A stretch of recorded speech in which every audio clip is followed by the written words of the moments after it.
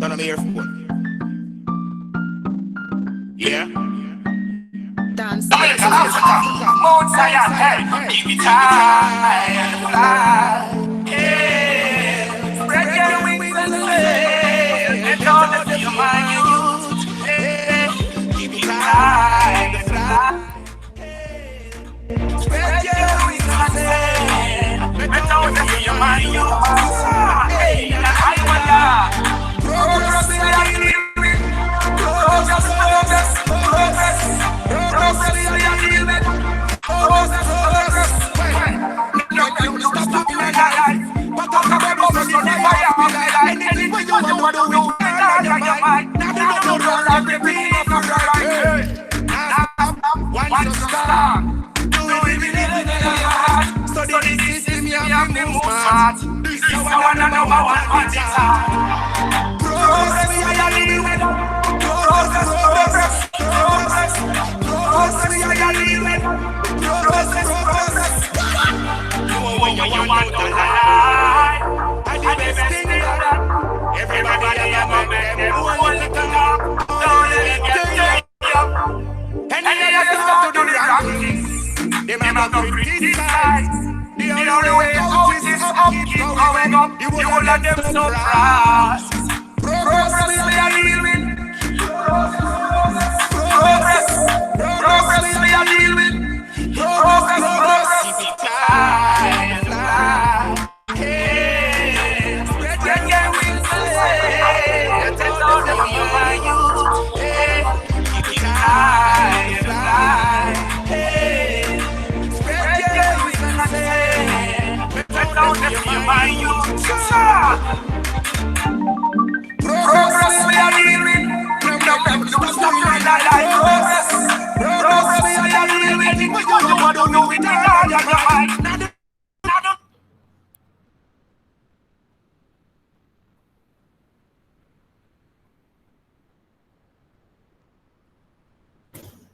Good afternoon, everyone.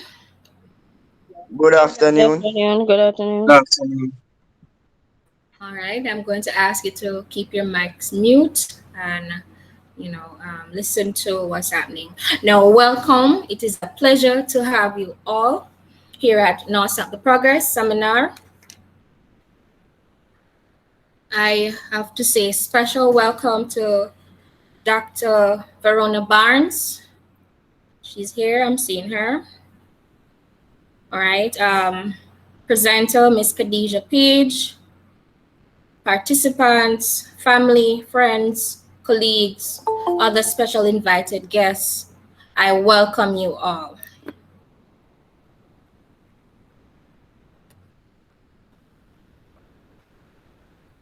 All right, I am multitasking, I'm admitting persons. All right, now, thank you for taking the time out to join us for this session. I am Tamara Cousins, your host for this afternoon. I am a BAE final year student at the Edamani College of the Visual and Performing Arts.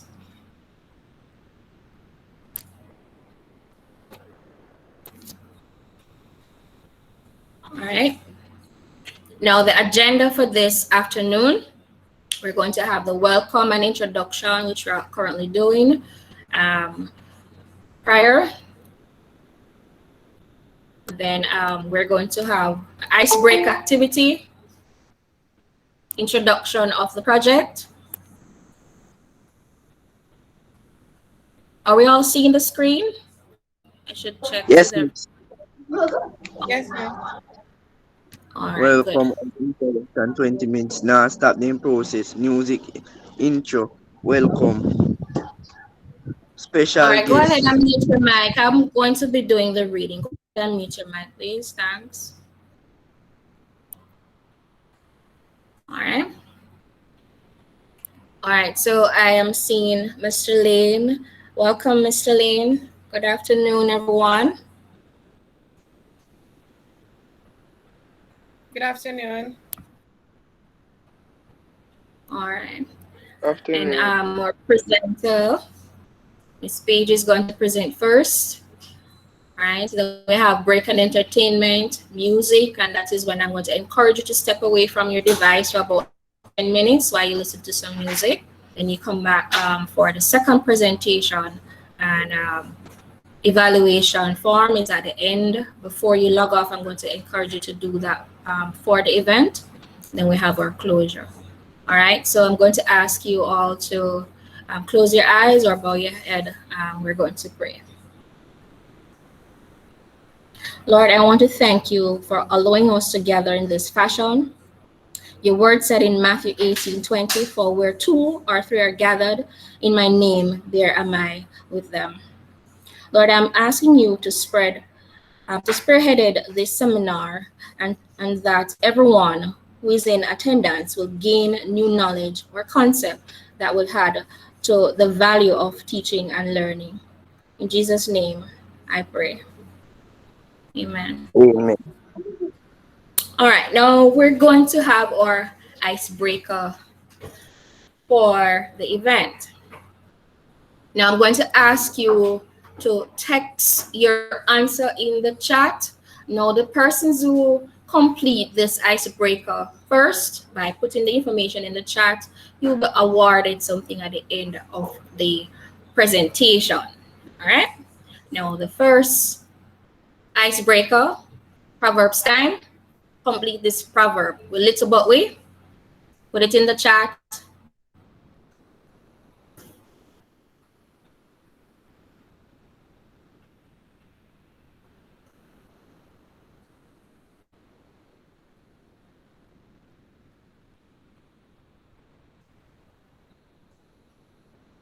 All right. So I see Khadijah was the first one to send her answer. All right, Khadijah. So next proverb. Let us see who's quick at the fingers now. Complete this proverb. Want to can. He said put it in the chat. Let me see who got that first. Maqueda. All right, so Maqueda, you'll be getting also a prize. All right, so that's Khadijah and Maqueda. Let me just quickly make a note of that. All right.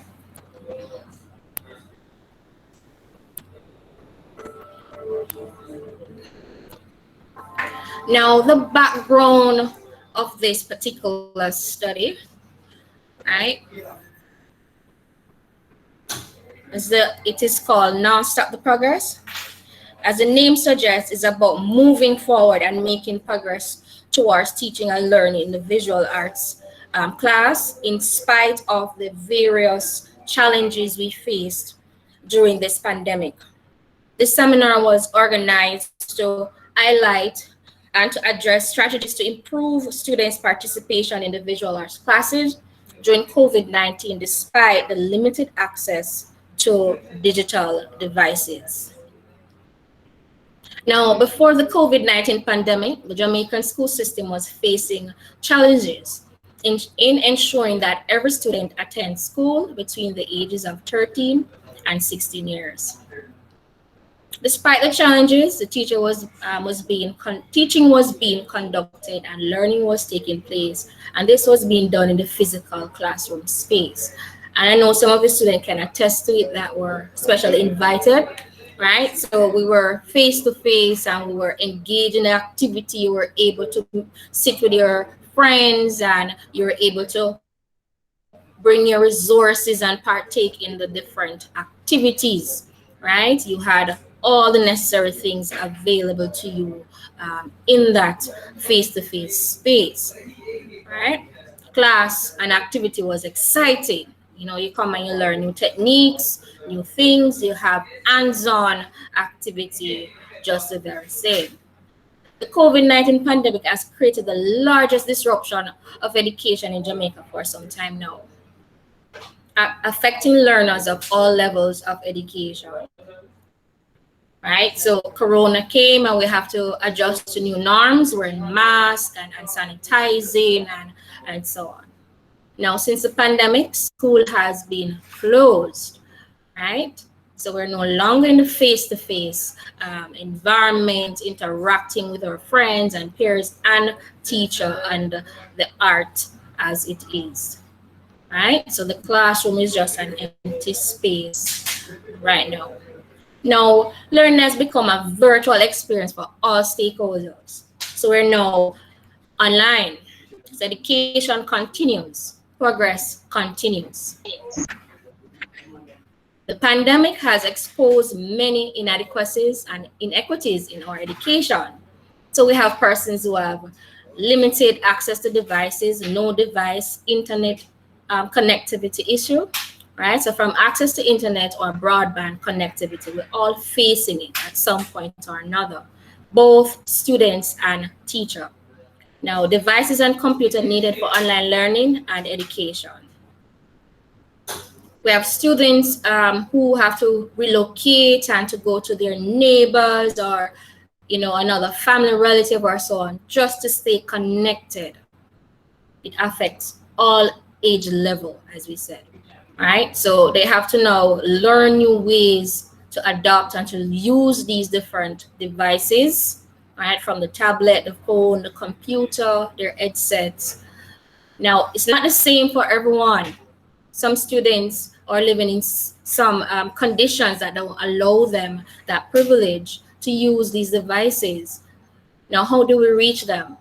They need a supportive environment from parents and guardians, all right, needed to focus on learning. It's very difficult for even the older ones, right? They still need their parents' support in guiding them in being independent thinker and to facilitate as well, right?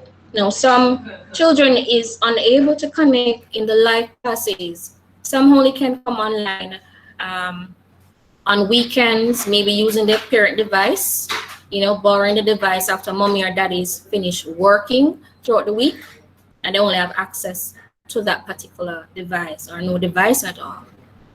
Some have to go to environments or public areas such as a library or a park or anywhere connection is, just to get some Wi-Fi or some data or something of the sort, right? So progress is taking place. Some students resort to going to the school to use the school facilities, right? To use the resources available to them in the school environment. Now, this project seeks to promote the impact of classroom management strategies used to improve students' participation in the visual arts classes during COVID-19, despite limited access to digital devices. Now, the goal of this project is to promote the use of strategies and pedagogies to improve students' participation in the synchronous and the asynchronous visual arts virtual classroom during the COVID-19 pandemic, despite the limited access to digital devices. Right? So it basically means online and offline. How do we encourage students? How do we reach them in these kind of situations? Now, the objectives: to provide a 2.5-hour seminar on the strategies and pedagogies used to teach students during COVID-19 despite limited access to digital devices. Strategies used to engage synchronous or online learners who have limited access to devices or no devices. Strategies used to engage asynchronous or offline learners who have limited access to device or no devices. All right, now our first speaker is Miss Khadija Page. Today we are pleased to welcome Miss Page, a visual arts educator. She's a graduate of the Egnomani College of the Visual and Performing Arts with a Bachelor of Art Education. She's presently employed as a visual arts teacher at the Mount St. Joseph Catholic High School in the Cool Hills of Manchester, where she has been teaching for 4 years. All right, she will be sharing her expertise on the effective use of technology in the visual arts online classes, strategies to engage synchronous learners, students who have limited or no access to devices. With that said, I now hand over to Miss Page. Thank you. Uh, Thank you for having me. Good day, everyone. So I'll be presenting now. Yes, let me start. Hold on. Okay, then no problem. All right, so I'm going to be sharing my screen. So as said before, I'll be presenting on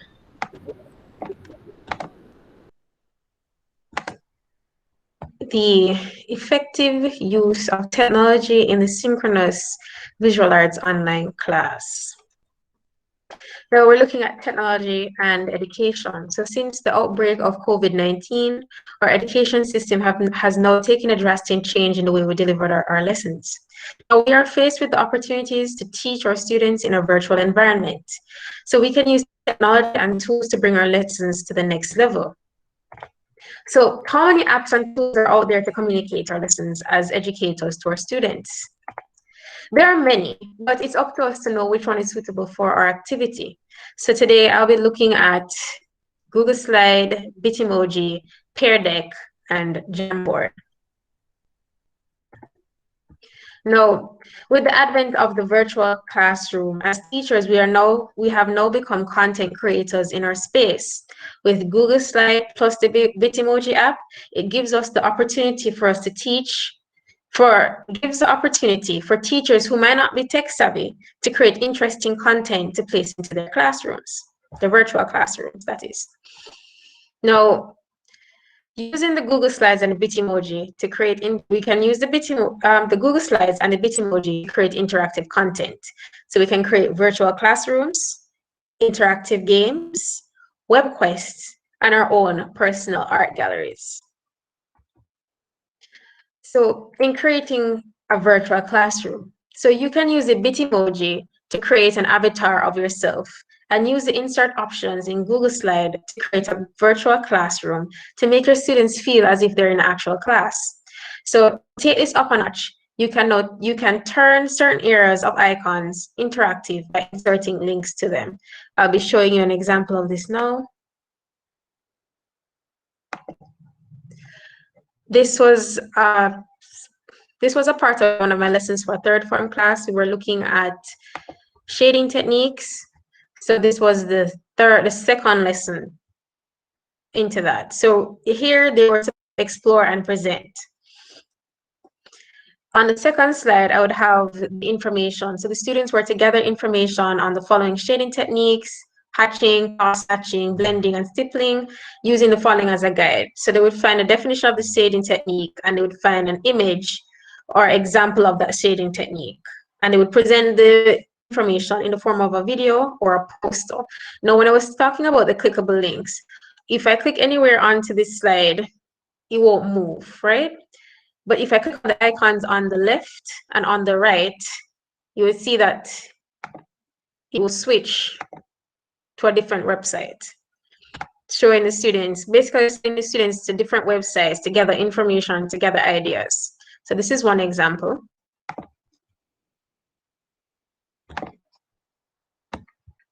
Sorry about that, one moment.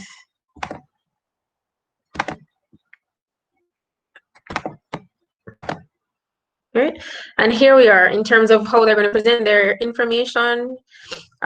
Usually for my classes, I give them various apps because not all students will be able to access certain apps. So here I have an example where we have Canva, we have Viva Video, Google Slides, PowerPoint presentation, Word, and Google Docs. So what they would do is just click on these icons because usually it's easier for them to see, it's easier to associate a certain thing with an icon. So if they click on the icon, and then this icon would send them to a YouTube video that will give them You're a graphic designer an and example or demonstrate to them how is it that they can use this app. Four-leaf clover you found, or that lucky. Demonstrate This is how a they can video use this about how to app make www to millions of create images on here already. Some are images that you maybe a upload. post So or actually, so here's on one some sort. that's left. And then for students who maybe have an issue finding websites or finding places to gather their information, there's this icon at the bottom with an eye. It's basically an eye and a turn inside of a circle, which means information. They can click on that, and it would send them to a website that has the information there.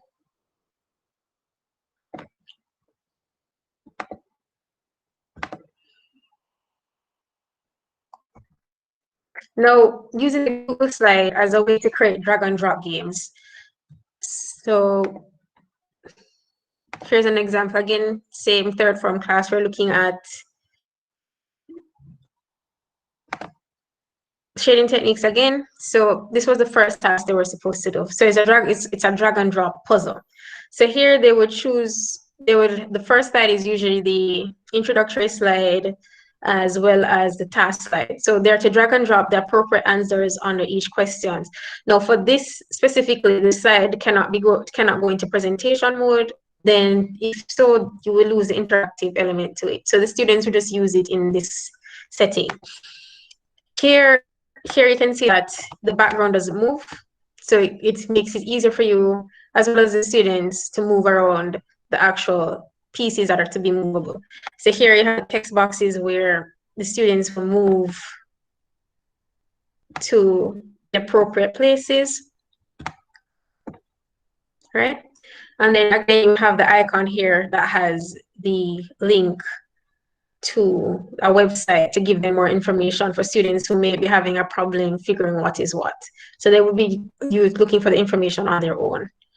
And then the last slide, you would state to which lesson they would move to next.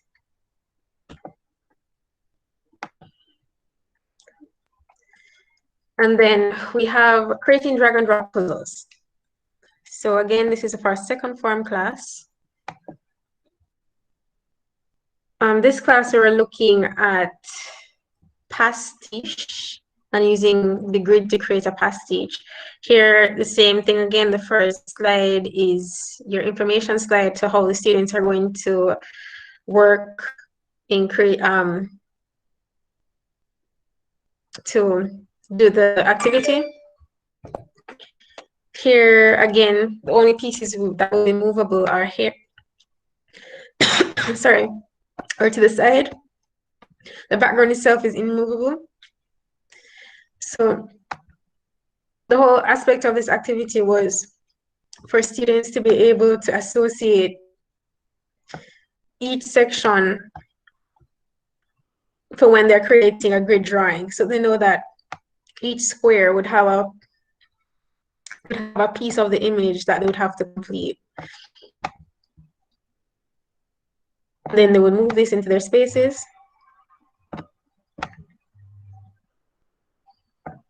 And then complete the image. Now, usually I would use this as a formative assessment.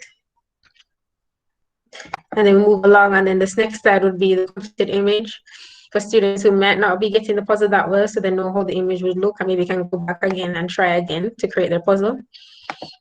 And then we have our bonus questions. So you ask the kids questions, and on the slide you will have the answer, and then you would have another activity with a different puzzle for them to try again.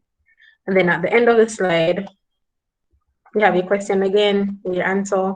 At the end of the slide, you have your congratulations, right?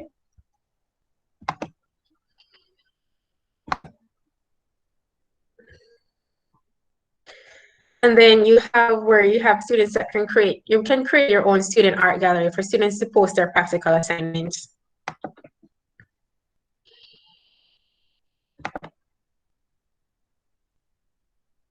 For this activity, you can use it as a critiquing session with your students.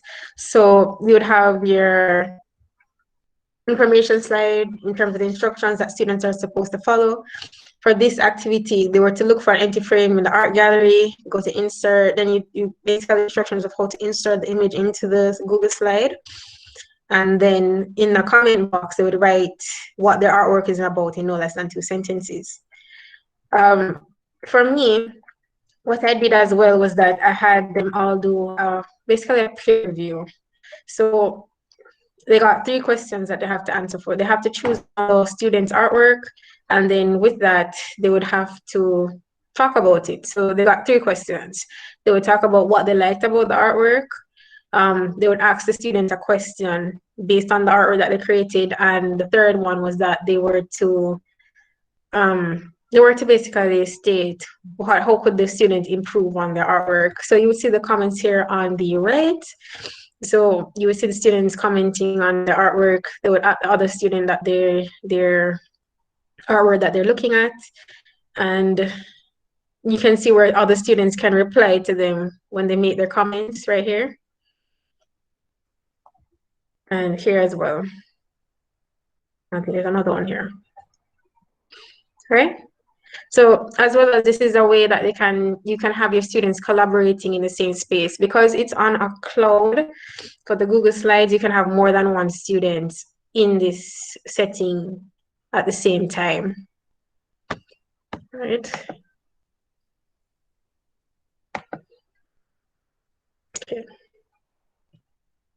Then we have creating web quests. So this is more of an inquiry-based kind of learning. I clicked the wrong thing. So for this one, it's more for teachers who might have an issue or isn't that competent in creating websites. So you can make a mock website using Google Slides. So here you have your welcome, your description, your grade level, and the curriculum. Then you would have your introduction. So you would basically introduce the kids to the assignment that they're going to complete, right? So here the student was to create, the student got a letter, and the letter was from a cultural center. So they're asking them to create a poster based on the traditional lifestyles of indigenous Tainos and Caribbeans. So they would read this, the introduction into the assignment. Then we'll go to task. Now what is it that you're asking them to do? So here he was supposed to design and produce an interesting video or poster, right? Showing the similarities and difference of the Tainos and Caribs, using this as a guide. And then the process. So here you would state, how is it that they're going to bring across their information, or how is it that they're going to gather their information and make the poster? So usually what you would do is have a resource center. So I would have it here in a link, and they will click on that. I will send them to the basically learning area, the resource center. So they click on these links, and it will send them to other links where they can click and gather their information. And then the last thing is your evaluation. So it's your rubric. So they know exactly the criteria that you're looking for when you're grading their assignment.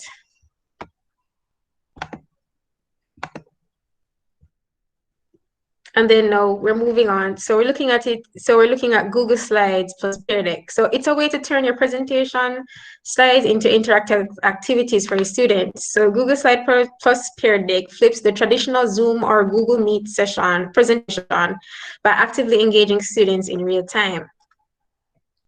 So when you're using the Google Slide and the Pear Deck add-on for an interactive synchronous class, for the beginning of a lesson, you can check students' prior knowledge. In the lessons, you can assess their learning and gauge their understanding. At the end of the lesson, you can retell what they learn and share their feelings, right? So I'm going to move along to this one.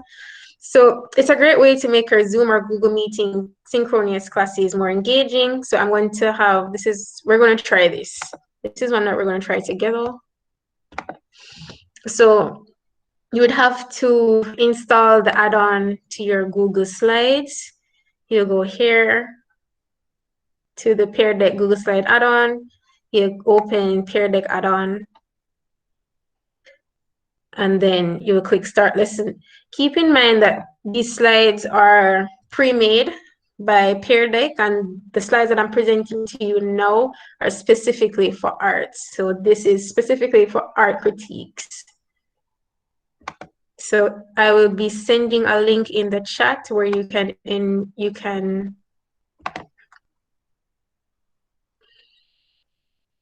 join the session and we can go through it together.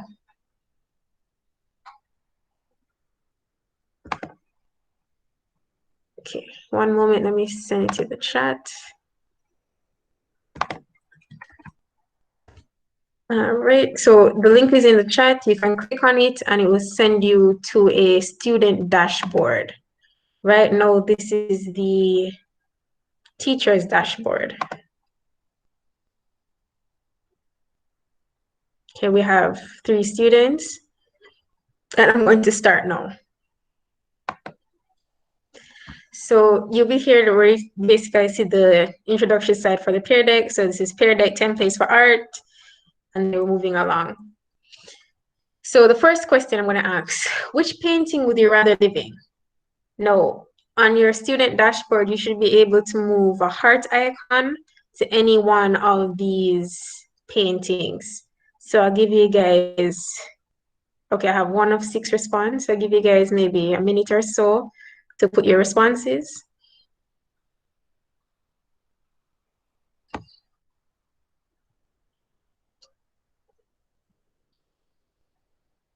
I have 4. The other 2 students, okay, 5. I have 1 more student left. Okay, we have 7, okay. Go.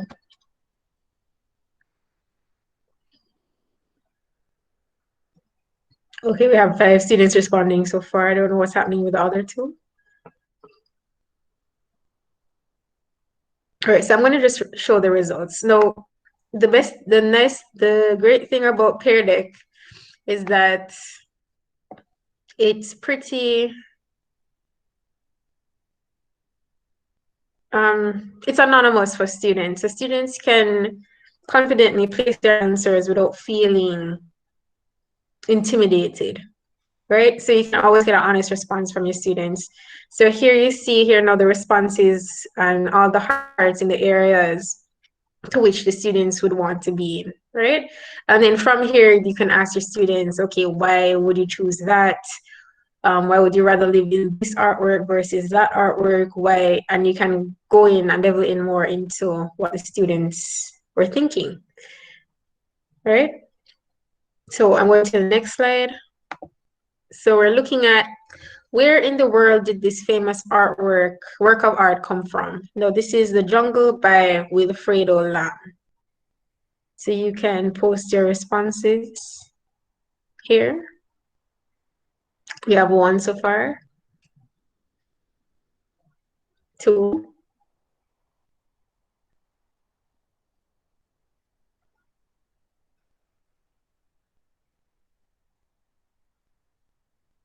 3. All right, so I'm going to go to the responses real quick because I don't want to take up too much time. So here we are. So I think this is correct. Cuba. Yes, The Jungle is by Wilfredo Lam is from Cuba.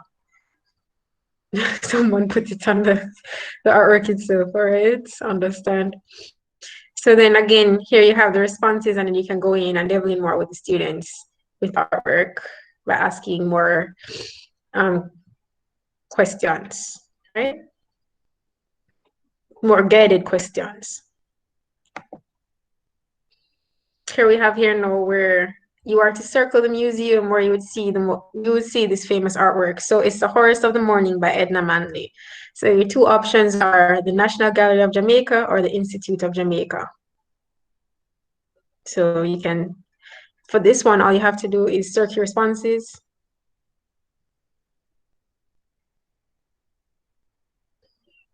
We have 1. We have 1 response thus far.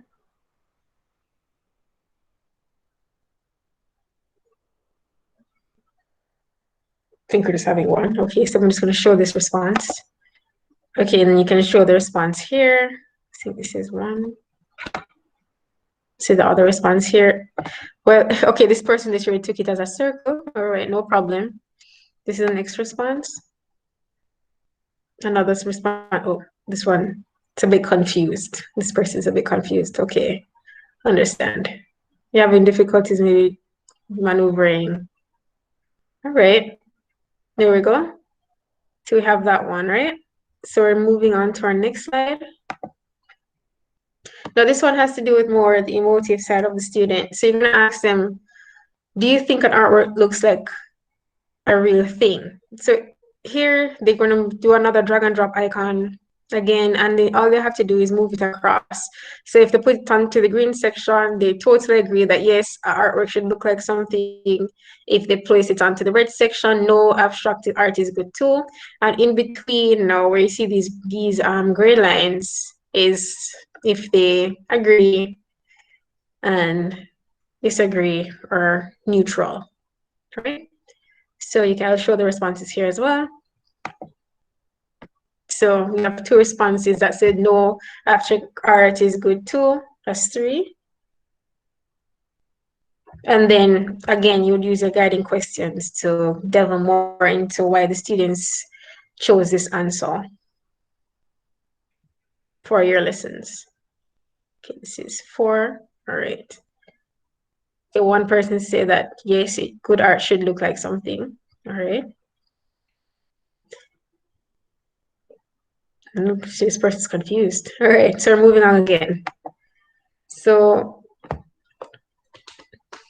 we're looking at art critique. So describe elements of art. So here we're looking at specifically at line.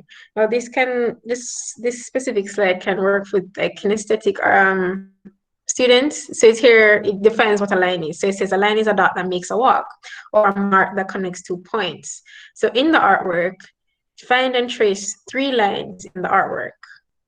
So that's for you to do now. You will be given a pen tool on your response for your response, and then in here you just all you have to do is trace. Yes, trace a line, the lines that you see. All right, see, here we go. 3. So I think you're missing one more. Yep, there we go.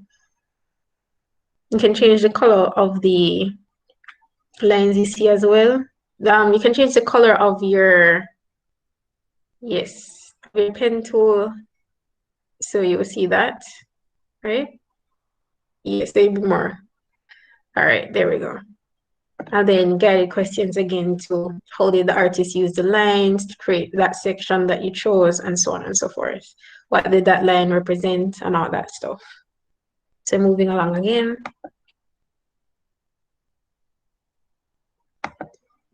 Oh wait, this is okay. Responses, sorry about that.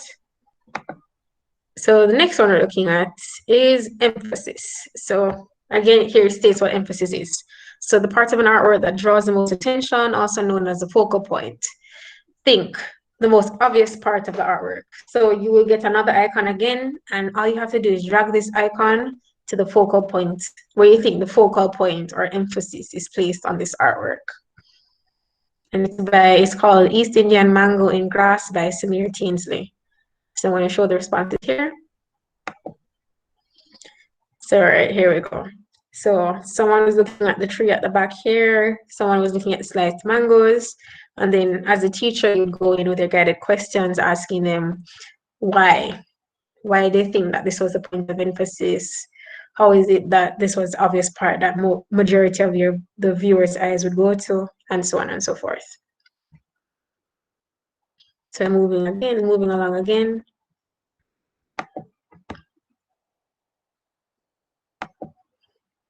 All right, so we're going to look at interpret. So we're finding the meaning. So artists can give clues in their artwork about what the message or concept is all about. What would you title this artwork and why? And then you will give your response to that. So for this one, you'll be given a text box where you have to do a written response. So with Pear Deck, you basically have different ways in which to engage the students. So it's not just text and audio alone. So don't be afraid to answer. It can be just a 1-word title, and then you give up 1 sentence to why is it that you think that title, you would give it that title. It's up to you.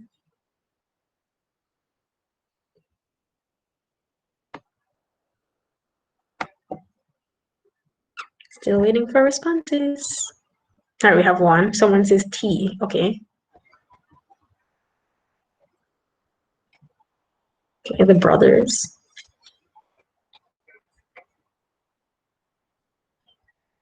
So why would you name it the brothers?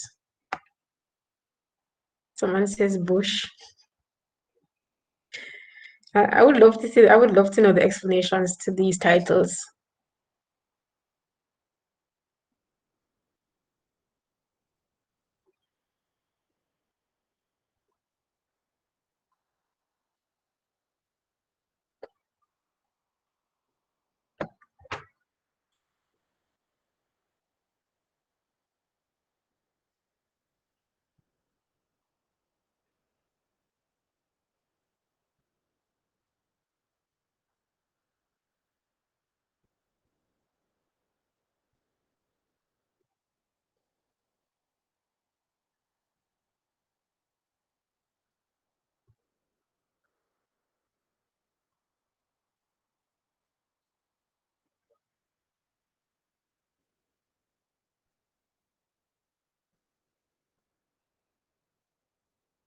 All right.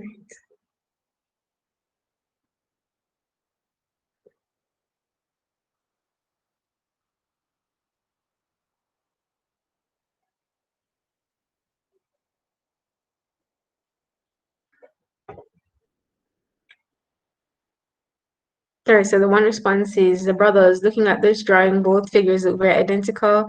Also, it seems as if they're both staring at one specific thing. All right. And the other two, they didn't want to give an explanation, but the titles here, the Black Brothers, give it bush, still wearing chains. The fist chains around the neck is similar to it's similar to the ones worn in slavery, while the other looks similar to the one for fashion. Okay. Chains. All right, that's interesting. All right, thank you guys. Moving along. And then our last slide, our judging slide. So you give your opinion. So do you like this or not? Would you put it in your room? Why? And this is another written response slide. So you can, I'll just give you some time to think about it and then write your response.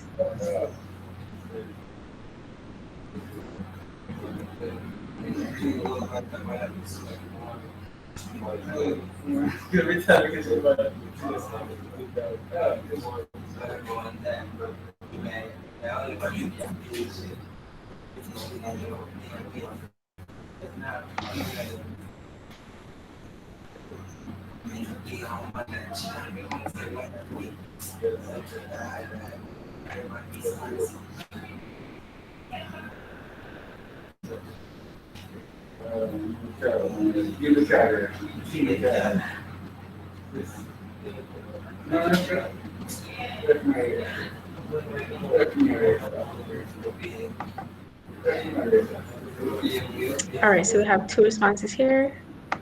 Check those real quick. So one says, yes, I love it. One other one says, I like it. It's in the room.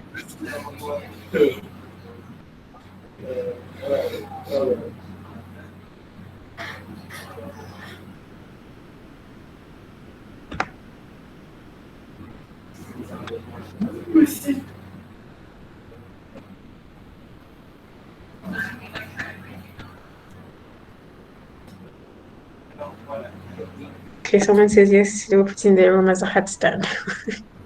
It's interesting. Okay, this person says not for their room. Another person says love, and another one says love it. All right, so that's the end of this presentation here. So that ends our slides for Pear Deck. So I'm going to stop sharing the screen now, and we can move from here and go back to the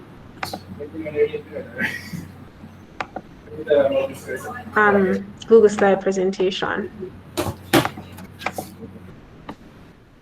Okay, coming. One moment. Let me clear my tabs so I can move back. All right. So, okay, we're back now. Is everyone back to the original screen with the Google slide presentation? Are you able to see that tomorrow? Yes, I'm able to see it. All right, great. So we're moving along. So our next one is, yes? We're on Google Jamboard, right? That's what you're supposed to do. Yes, we're moving on to Google Jamboard now, yes. All right, great. So we're moving on to Google Jamboard. So it's an innovative tool that allows teachers to interact with students with a whiteboard style experience, only digitally without being in the same room. So at its most basic, Jamboard is a great way to work through information with a class. This can be done remotely using an app and could even be used with multiple devices to also incorporate Google Meet or Zoom as if you were all in the classroom together. So basically, you can build collaborative, engaging lessons or individual assignments on it. So here is a grade 8, an idea for a grade 8 assignment. So here you'll be looking at gesture drawing, right? So you have your subject, your topic, and like, so the thing about Google Jamboard is that it's basically a series of whiteboards. It's similar to Google Slides in terms of having different slides, but it's a little bit less. You will have in terms of manipulation, it's a little bit less than Google Slides. So here, this is another surface again where you can have multiple students come onto this one Jamboard and collaborate and work on it at the same in real time.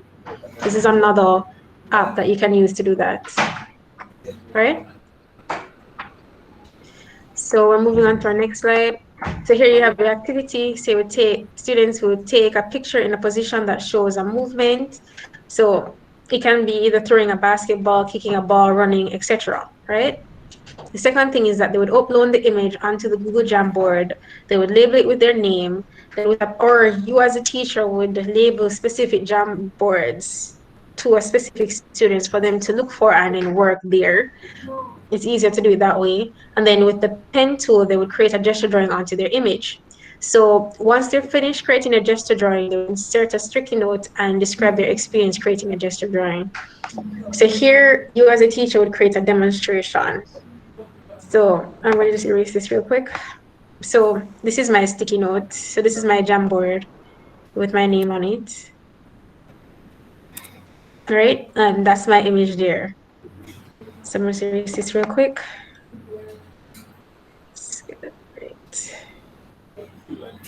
So this activity you will basically do after you maybe go through your videos, go through your content, and it's your final activity to figure out what the students know, to engage with the students if they understand how to create a gesture drawing. So here I have my image. I select my pen tool. I would use red because it will show more onto the surface. And then I will create my action line. I will demonstrate to students to create the action line. Right, I will use a stick figure for now.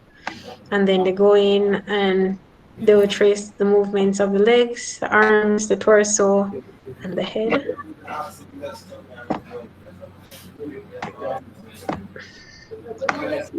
Sorry for this, I'm using my mouse and trackpad, so it's a bit harder.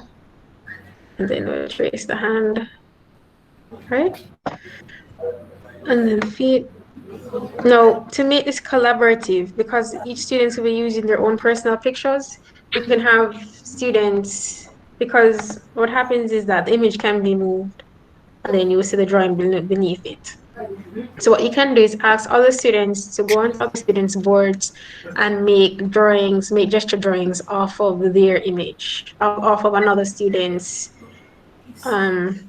image and sign, right? In terms of collaboration.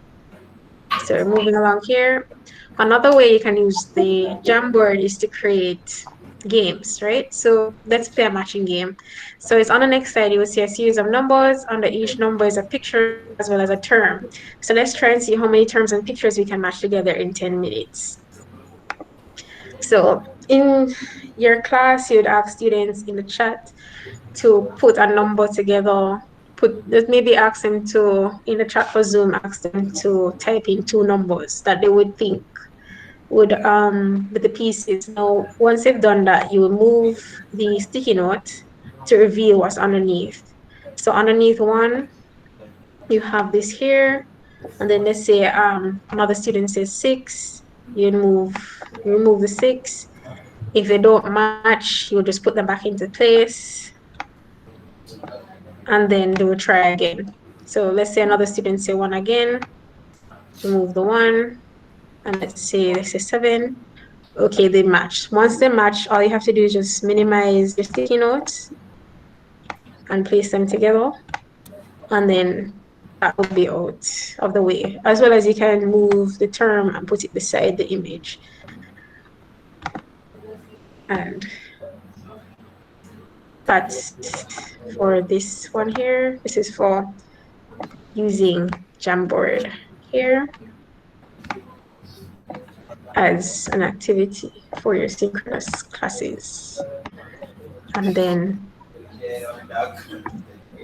thank you. This is the end of my presentation. I will just go back to Tamara. Miss Cousins? All right. Thank you, Khadija. All right, you can stop share a second, go back to sharing. Yes. Yes.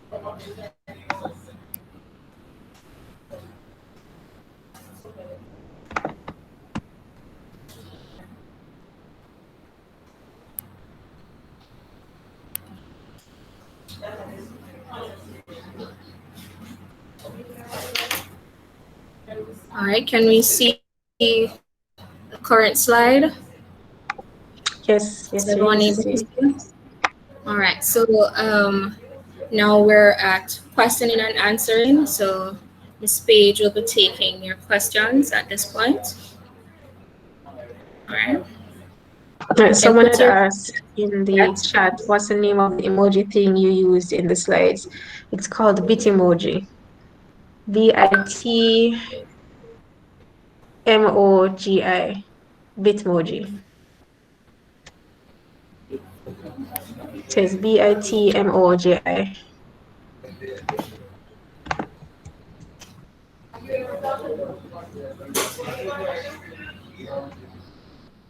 Yes, I'm seeing that question too. I'm not seeing any other question. You can put your questions in the chat, anyone who have question at this point.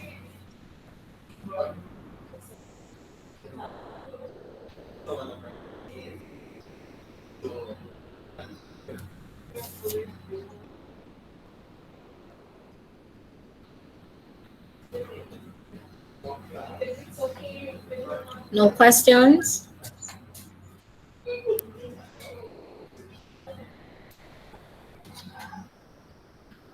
Someone's asking, how do you create a gallery of the students' work for others to see?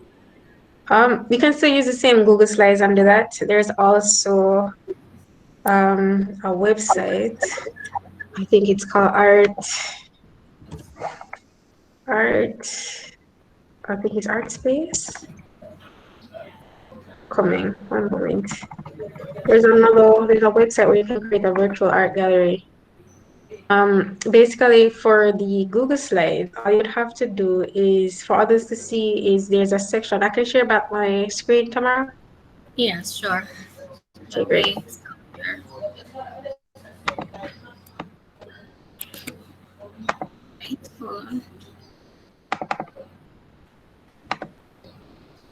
There's a section here where it says share on the right side of your presentation.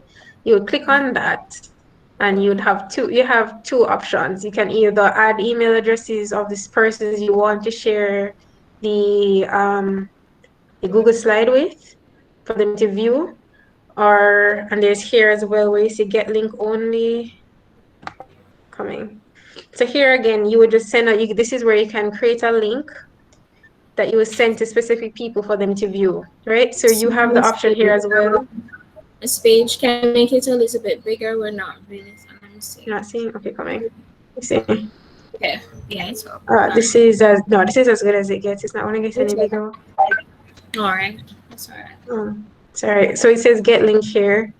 So you would basically copy the link and paste it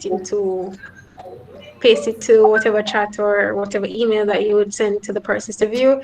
You have the options where they can be a viewer, a commenter, or an editor. So you would select one of these before you select the link to send off. That's how you would share your Google slide presentations. And you can, and so on. Coming in terms of, there's another website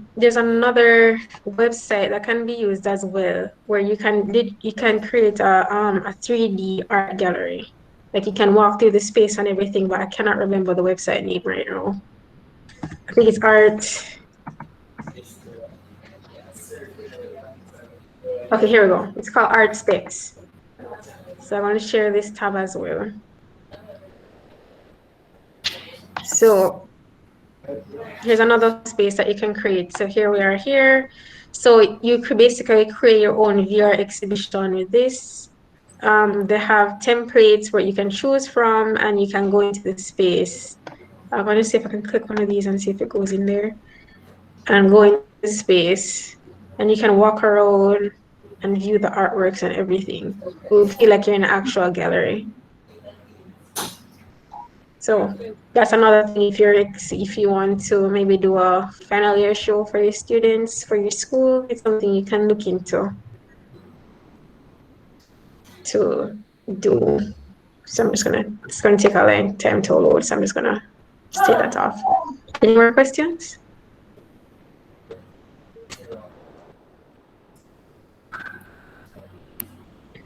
I'm not seeing any. Okay, let me check the chat again. Chanel was saying that she wasn't seeing what was shared. Did you click on her name appears twice? So you would have to click on the one that's a presentation. Like Okay. I wasn't seeing it first, but that is what she was saying. So let me start to share again. Okay. Is there any other question before we move on?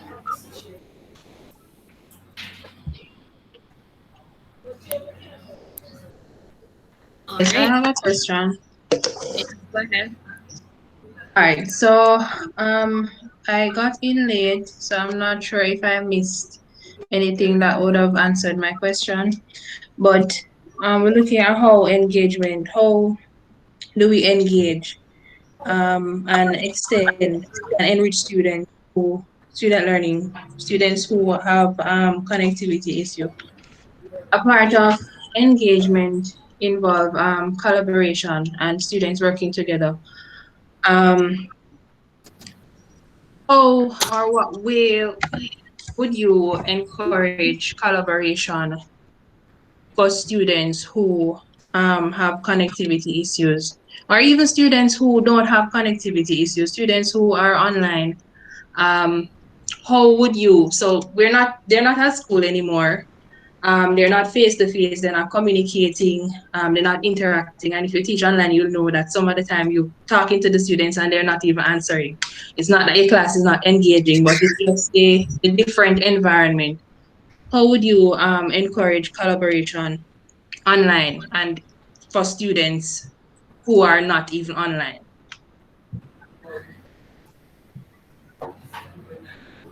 All right, so Miss Page did touch on online and how you can, she used different applications such as the Peer Deck, right, Miss Page?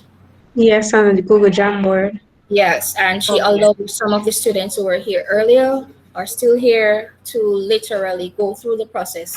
So they got a chance to really do the activity, right? So you missed that part as well. Now, for those students who have issues with connectivity or device, that is going to be addressed in the second presentation. So you can look out for that. So you can address your question there again if you don't mind. All right.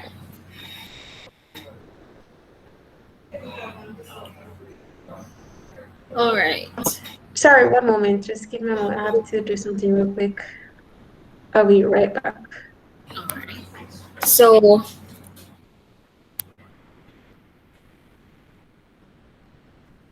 now I heard she's stepping away. So I'm just going to give her. I don't know if anyone else have a question. You can raise your hand and we can actually open the mic and have a little interaction. We have about a minute or so.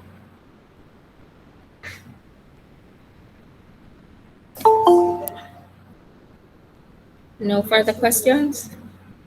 All right. Now I want to take the time to, Ms. Page, are you there? Okay, I'm back now. I'm here. All right. Now I want to take this time out or this opportunity to thank you, Ms. Page, for that informative presentation. I know we have all garnered or gathered a thing or two from your presentation, about strategies and how to engage students in the synchronous or online classes, right? Despite even the challenges, and that we can use in our class or classes. I just want to say thank you. Thank you very much for having me. All right. Now, I am awarding you a certificate of participation. Now, this certificate is presented to Ms. Page, right, in recognition of her invaluable contribution to the implementation and execution of this seminar. She is always availing herself, even before the seminar, had a run through with what we did, and she's always there. I just want to say thank you again. You're welcome.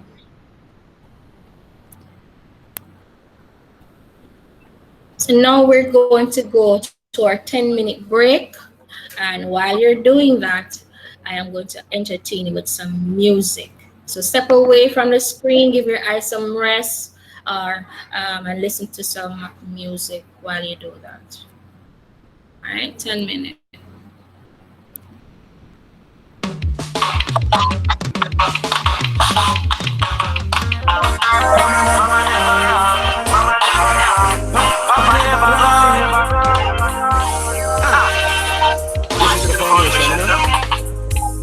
It's like my grandmother found one language. When she talk to me understand. Sometimes she nagging, but one thing she never wrong. Keep on your mouth, young man. I know everyone you can learn from. No follow bad company. Focus my grandson. The more lessons she taught me, one thing stands out. In the race of life, you can't lose all. She said, son, hey, one more thing, no dash it. Young man, one more thing, no dash it. She said, son, one more thing, no dash it. That means don't give up, don't lose hope, and everything will work out. Well, my grandfather had one language, more time than ever like listening. Mama teach me love things, but Papa give them much different. No put all of your money. Try all of your time. Out of all of Grandpa's teachings, one thing stands out. In the race of life, you can't lose hope. He said, son, he want no dead, no dashy way. Young man, want no dead, no dashy way. Hear me, man. Want no dead, no dashy way. Hey, from you have a life, no give up the fight, and everything will work out. Well, in my community, which part we live, everybody move like family. With a friend or foe, we toe to toe, but no intruder can harm we. Yes, we hear and blind, see and deaf. No, we know the news carrying. 6 times fall, 7 you rise. My youth keep on trying. After all these reasonings and teachings, one thing stands out. In the race of life, you can't lose hope. Listen, son, he want no dead, no dashy way. Young man, he want no dead, no dashy way. Listen, my sister, He want no dead, no dash away. Oh, from you have a life, no give up your fight, and everything will work out. Ooh. Nobody dash where you take for you cross the water. Oh, water walk over pumpkin belly. I must steal him think I cold breeze. What about the morning? Can't come to the evening. To everything there's a season.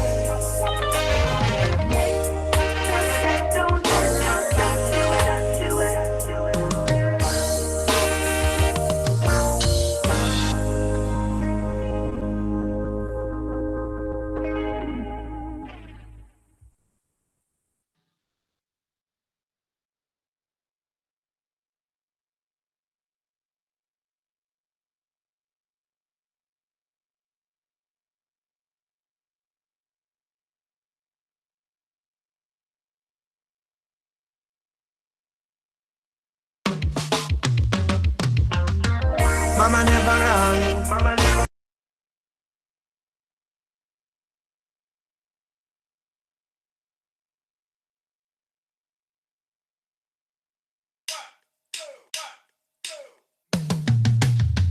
Some things got to give.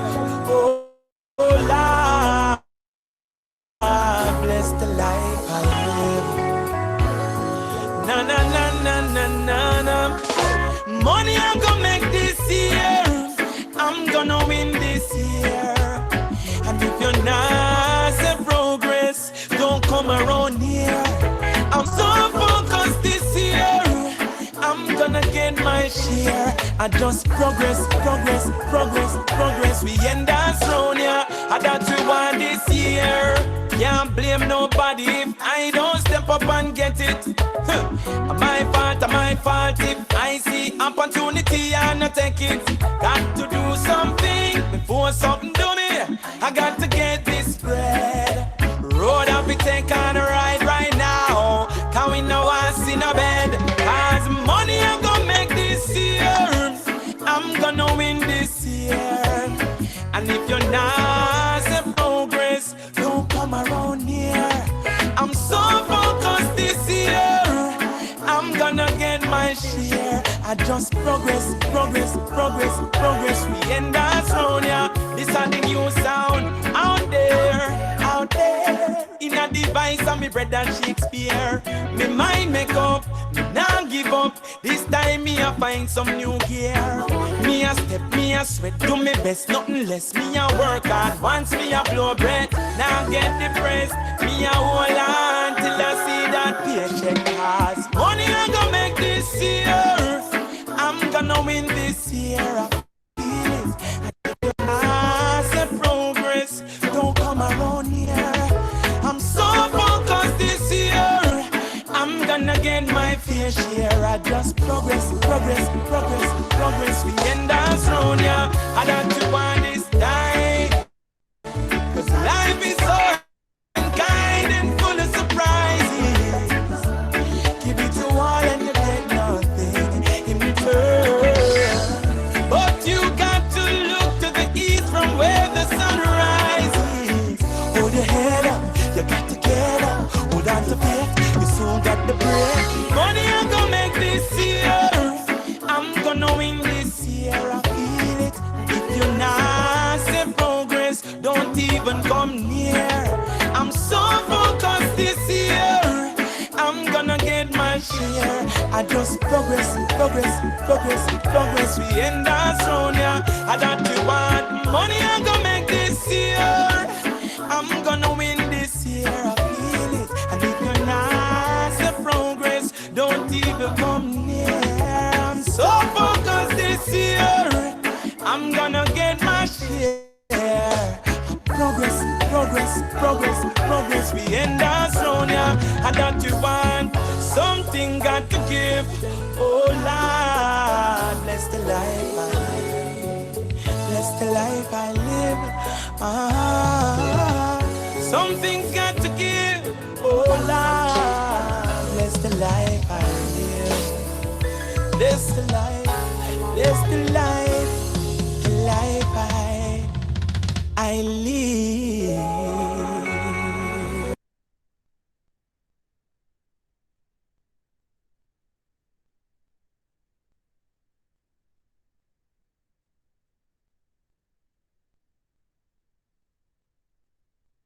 Picante music, picante music.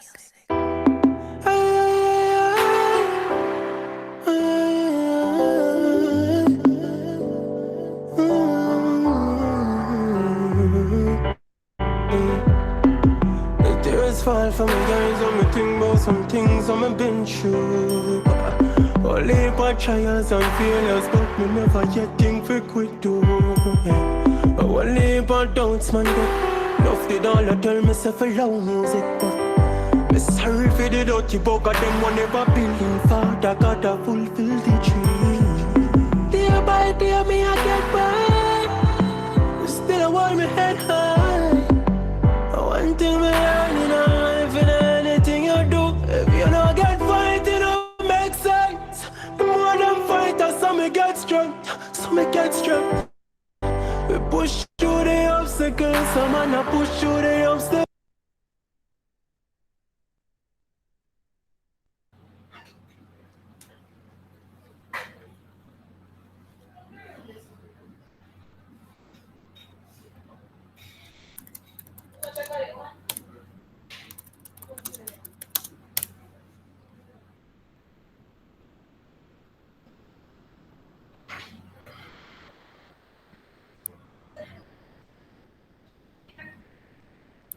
Now for the second segment, I am going to be presenting. I am Mr. Tamara Cousins, BE final year student. I am from St. Thomas, and I'll be presenting on strategies used to engage asynchronous offline learners who have limited access to devices or no devices. So I'm going to load my presentation.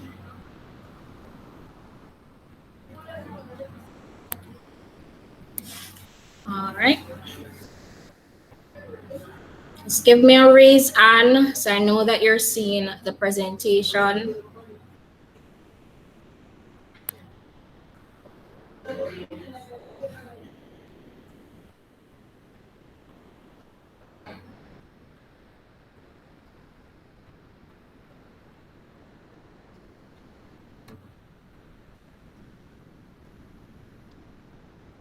All right. Great. Yes, wonderful. All right. So, as I said, I'm going to be sharing on the strategies used to engage offline learners who have limited access to devices or no devices.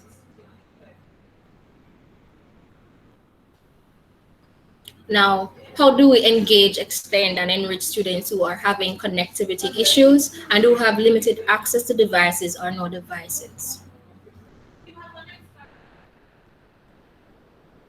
Now, this is an issue for both students and teacher, and it allows you now to think and to gather information and to think strategic and to use different methods to get to your students and to stay connected with them.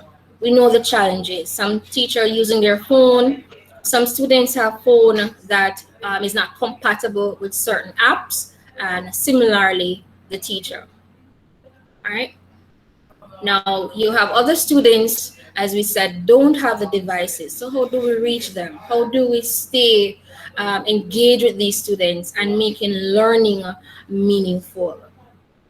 All right. Who do we get involved? We call parents, we connect with the parents and try to come up with ways and means to stay connected with our students. Now, having the parents involved means you have to build a relationship with them. You have to have their number. You have to care. You have to do your wellness check. So you call and find out how is it going. Are they making progress? What is the challenges they are facing?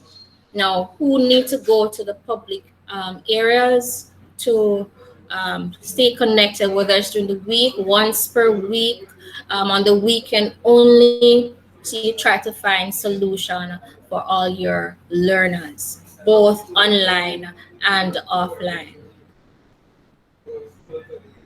Now, one such way your teachers can go about connecting and continue the progress in the classroom, whether it virtual or otherwise, is to create an interactive platform. So all your content is hyperlinked. So if you're teaching specific tasks, the students can get their individual or collaborative slides, and specific instructions are given. So once you do that, you realize that this is now an active classroom with the different links about the content. Right? So all of these are literally content about the topic or the activity. Right? So those students who have the connectivity issue, you create different slide share, and I did say it can be individual or collaborative um, activity. Creating the environment allows the students to engage in the lesson, even though it's virtual space. When you create an atmosphere that enhance learning and engage learning, where students now are still progressing with the lesson, it helps. Right? So we still hyperlink all the content here, and we're dealing with the visual arts. So we cater to different learners. Now, here's an example in which you can engage your students who might have those connectivity issues. Children love to play games. Yes, they do. Whether it's outside activity playing games or online, they love to play games. Now, this is a puzzle that have instructions for the students to do and to create. This activity was shared with students who can download it and play offline or online. So students were given the opportunity to play it in class live, and those who missed the live class still have access to the game and the activity. So I'm going to demonstrate how to go about doing that. So click and drag the puzzle pieces in the white square to form the picture. Now I went ahead and I started to create the puzzle. So you drag and you put the puzzle pieces in place. All right. And remember, when you cater to students who have connectivity issues and so on, even if they're up at night, because I literally had a student who played this. I was up and I saw them there 9 o'clock in the night doing the puzzle, and I was there smiling to myself because progress was taking place.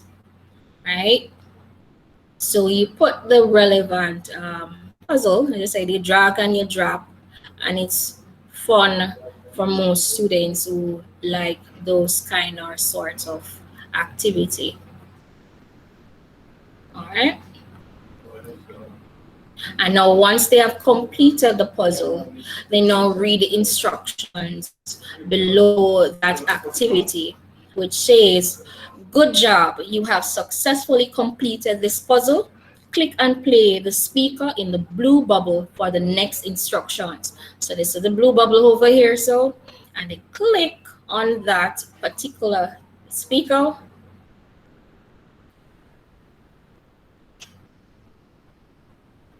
Waiting for it to come up. Let me try again.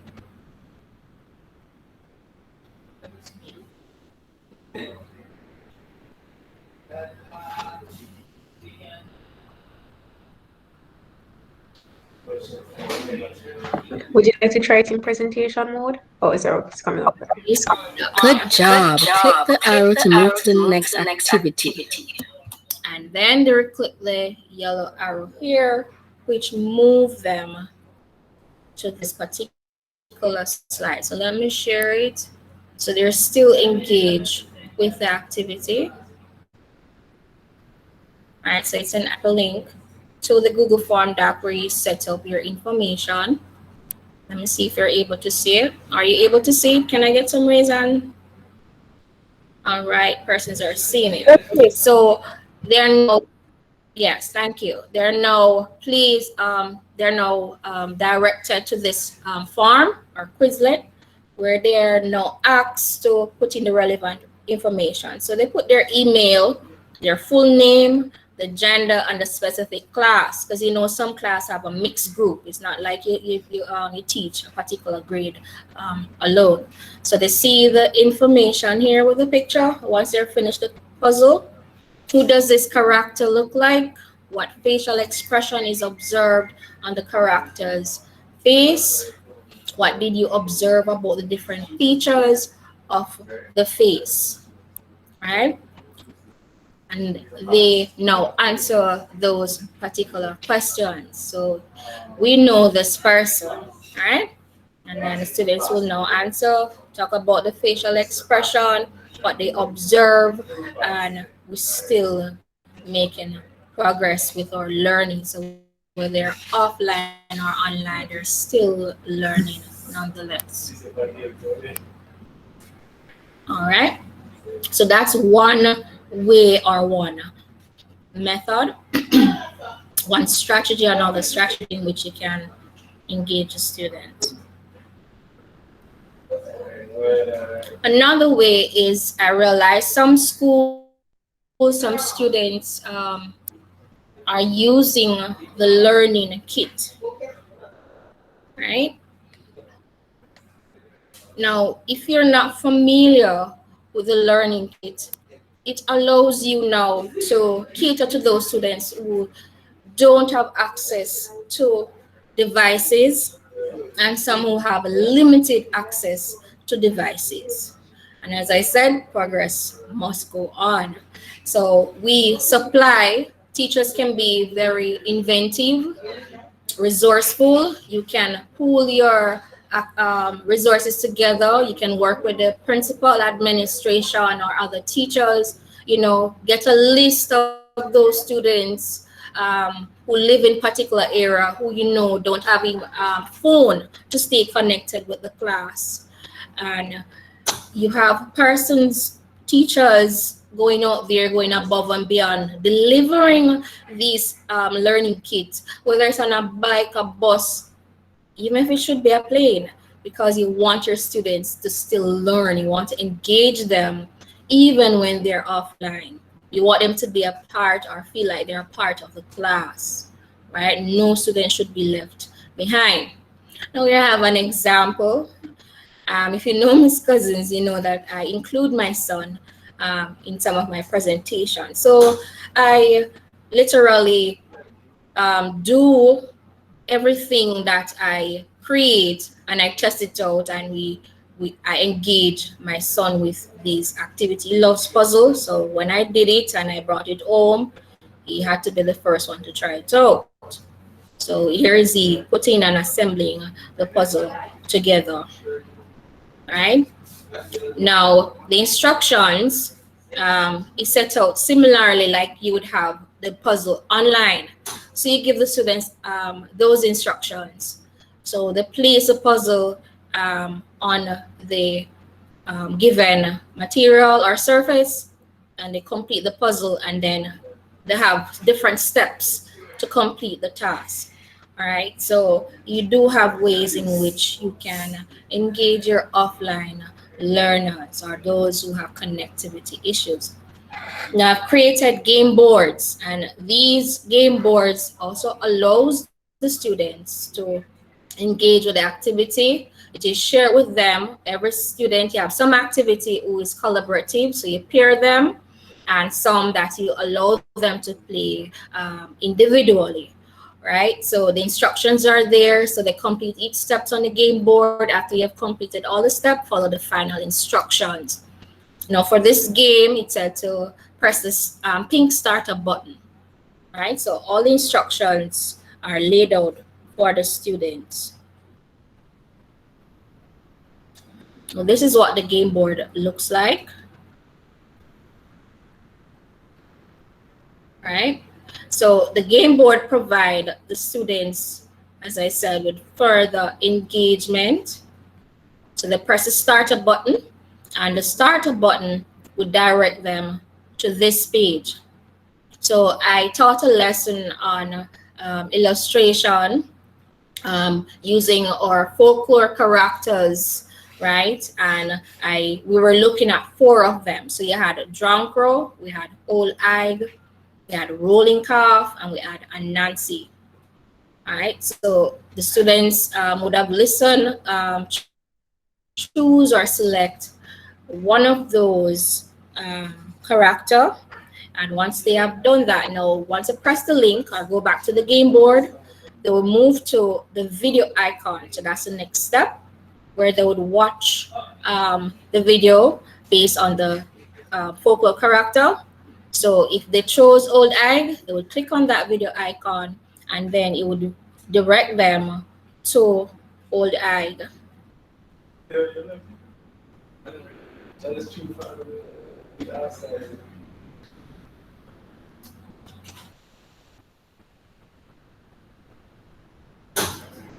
All right, so let me just give you an idea.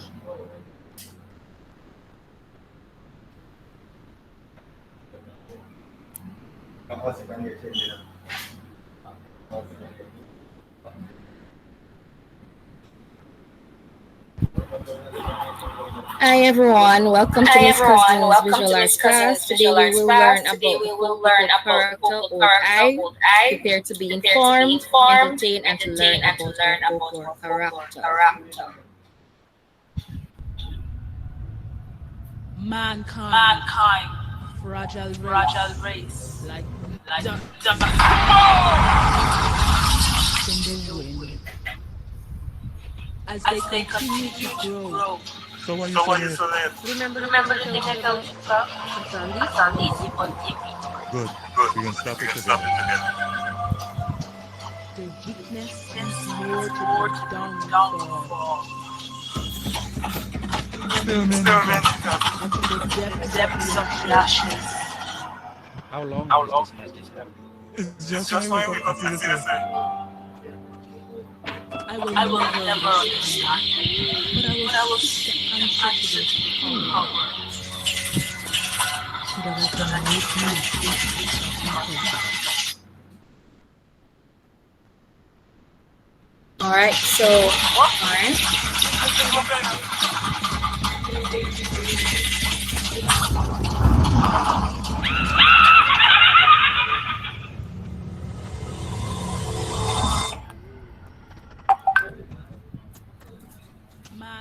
Alright, that was a clip taken from Saga Network. Now, Old Ig, a common figure in Caribbean folklore, such as Trinidad and Tobago, Guyana, and Jamaica. She is a nocturnal being, which is a night creature called Old Ig, Mumalashi, Olkos, Jumbi, and in Trinidad and Tobago, Sukian, or Lugaru. The most popular name I recall hearing was Old Ig or Old Og. Growing up, my grandma had a habit of calling women who she considered haunted Old Ig. She is believed to be an old and ugly witch who sheds her skin at night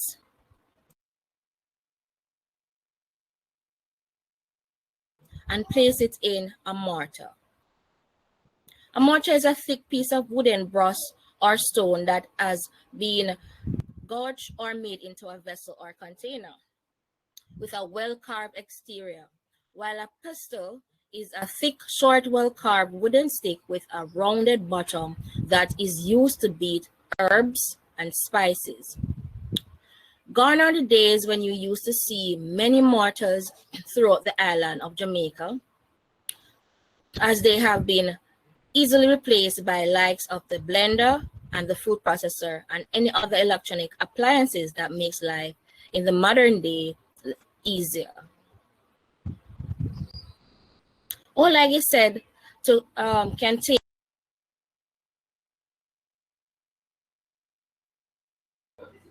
I saw in the chat a person saying that there was an echo. and you did not get the chance to hear the video from the start, would you want me to start it over? Are you hearing now? Everyone was hearing the. I'm hearing no. After you mute your mic, it was much clearer. So we're hearing no. All right, let me continue. All right. Thanks.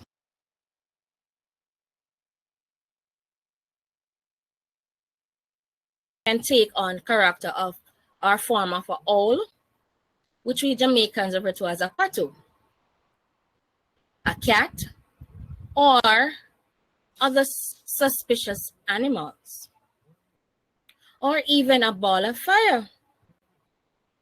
She said to prey on babies and people whilst they are sleeping, and was said to consume babies or even the life force of people by taking their breath or sucking the blood of children. As with many more oral traditions, the characteristics of Old Eye vary with each telling, but these are some of the more consistent characteristics. It is said to get rid of her, you had to throw salt and pepper in her skin so she would burn when she tried to get back in. It is also said that if you encounter an Old Eye, you can throw a number of objects on the ground and she will be compelled to stop and count them, such as rice. In recent CSEC English B exam, the poem Old Eye by Mark Marquardt was asked to be analyzed as one of the options.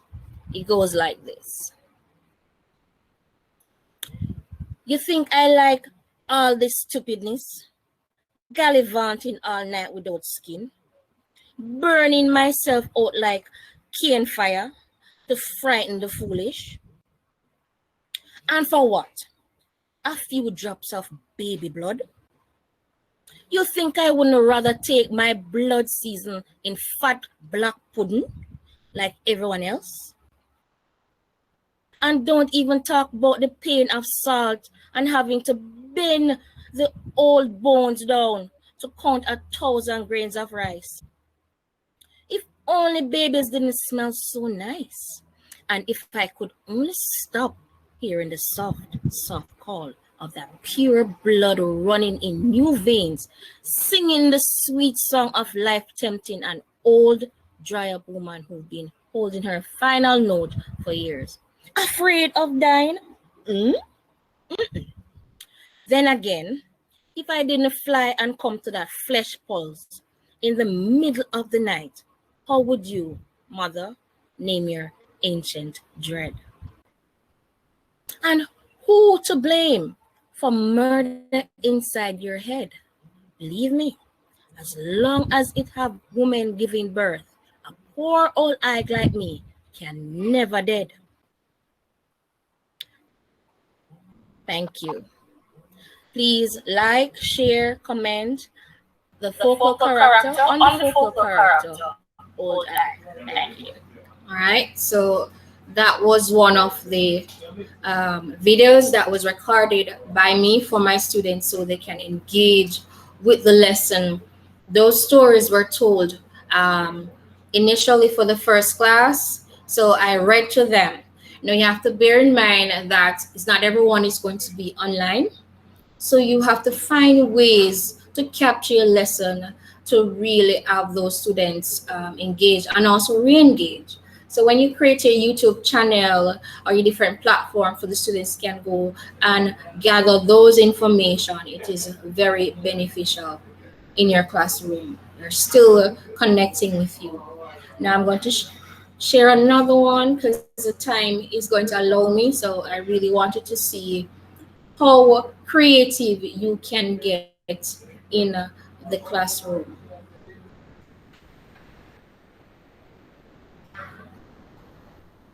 Right.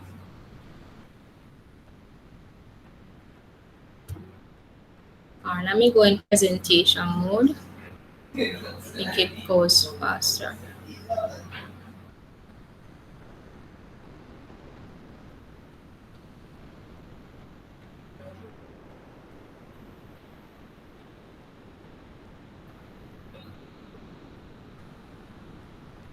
All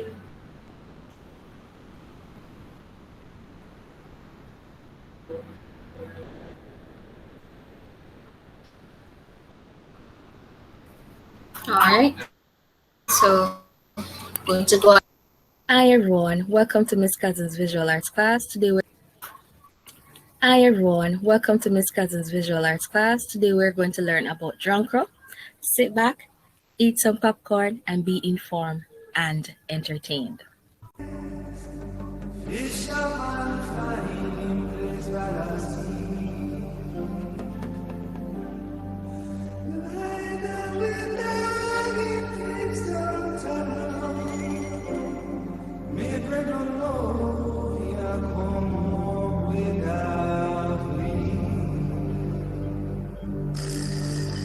Every road have a bend, every wicked have an end. What your hands commit, I know your body must be. If they do the wicked part, your time has come. You don't live right, you will have no more fun. Jacko, walk on young, you suffer soon, boy. Jacko, walk on leave the children astray. Jacko, walk on need the retribution. Just let that final and final say. You know that your time has come. You don't do right, you're gonna dead tonight. So no, I go take you down the road to doom. The jungle wagon now, won't you suffer soon? Jungle wagon now, you suffer soon, boy. Jungle wagon leave the All right, so that was Jamaican song Drunker and Steven Seagal movie Marked for Death. Now, drunker or vulture. Drunk are common jargon or expression used by Jamaican which is known as vulture. The name drunker is deeply embedded in Jamaican folk life, in towns and throughout the countryside. These birds can be seen teared at carcasses in the streets, eating dead flesh or dead animals. Sometimes they circle in the sky or simply sit in trees or on housetops, often with outspread wings. Drunk have bare heads, which is said to prevent feathers from tangling inside dead carcasses or animals. Most drunkards have a large pouch in their throat and can go for long periods without food. Drunkard beak is exceptionally strong and able for tearing skin, muscle, and even bones. It is said that their eyesight is well developed and can see in far and wide distances and have a great sense of smell. Drunker has strong feet that can grip and carry the dead fleshes of animals. In ancient Egypt, the drunker is a bird of great symbolic importance, but in Jamaica, the setting is much different. It is associated with ugliness, evil, and disgrace. In abusive arguments, people call each other names such as dirty drunkro, or Engman drunkro, which you know you're not going to be doing, right? The drunkro is seen as an omen of death. It is believed that if the drunkro pitches on a house-top, someone inside will die. It is also believed that if a drunkro appears in an individual's dreams, it signifies death or some other form of destruction in the person's family. The name drunkard appears in few Jamaican proverbs. Every drunkard think in picnic white. This means that everyone thinks that his own children or his possessions are the best in the world. Some others, drunkard say him a dandy man, but same time him have so feather. Drunk are rose planting for you, depicting someone who is very meager and weak who may soon die. If you fly with drunko, you will name dead meat. Two popular songs also exist which speaks about the drunko. They are Drunko Say and Pile Drunko. You know the song? Long Time Gal Miss Lou? You know that one. Right? Would you please welcome Dr. Louise Bennett? Let's sing it together.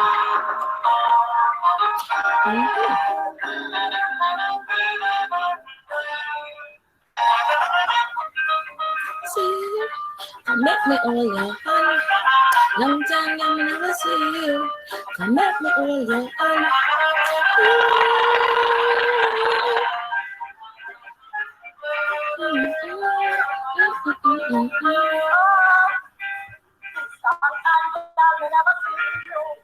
Make me hold your hand.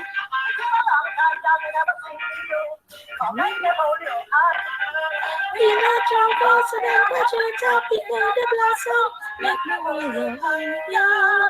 Make me hold your hand. That was Miss Lou. All right, so that was another. Share, like, comment, hit that notification bell, and comment. All right, so that was another. Let me see if my video's camera's open.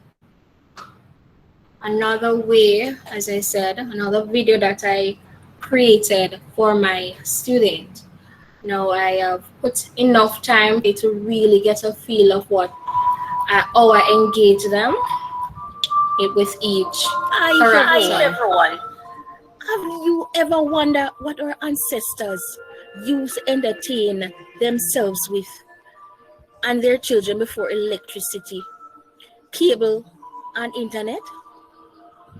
Part of their excitement was to gather around lamplight and share strange stories. Some were so creepy. Many people are afraid to walk in the dark. The old stories from back in the day are still part of our culture as folk tales today. The rolling calf is one such stories. The rolling calf, one of the worst and most feared creatures are duppies. Rolling in the context means roaming as it rolls through the town or countryside. It is a shapeshifter that can appear in a number of disguises or likenesses.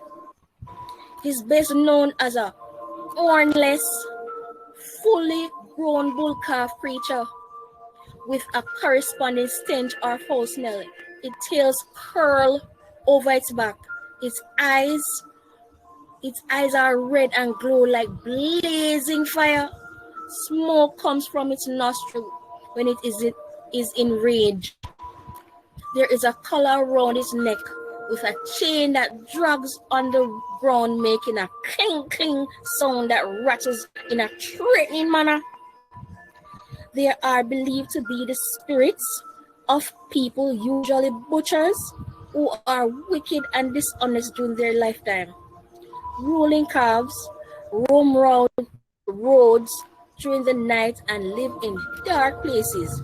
They will block roads on nighttime travelers and chase them with wicked intentions. Walking in the countryside was a test of your bravery. In order to escape a rolling calf, you can do a number of things. Dropping a number of objects on the ground. This would stop the rolling calf in its track. It will be compelled to count them. Running across the road intersection before it is also believed to work. So it's sticking a penknife in the ground. Rolling calves are also terrified of beating, so threatening with a whip held in your left hand will scare it off. I don't know about you, but if I see a rolling calf, I gone. All right, so that would be for those students who selected the rolling calf. All right, we have enough time for the last video, which is on Nancy. Let me see if it's this one. Yes. I am doing this because I wanted to get a feel of how the students are engaged, with how creative you can be as their teacher or facilitator. All right.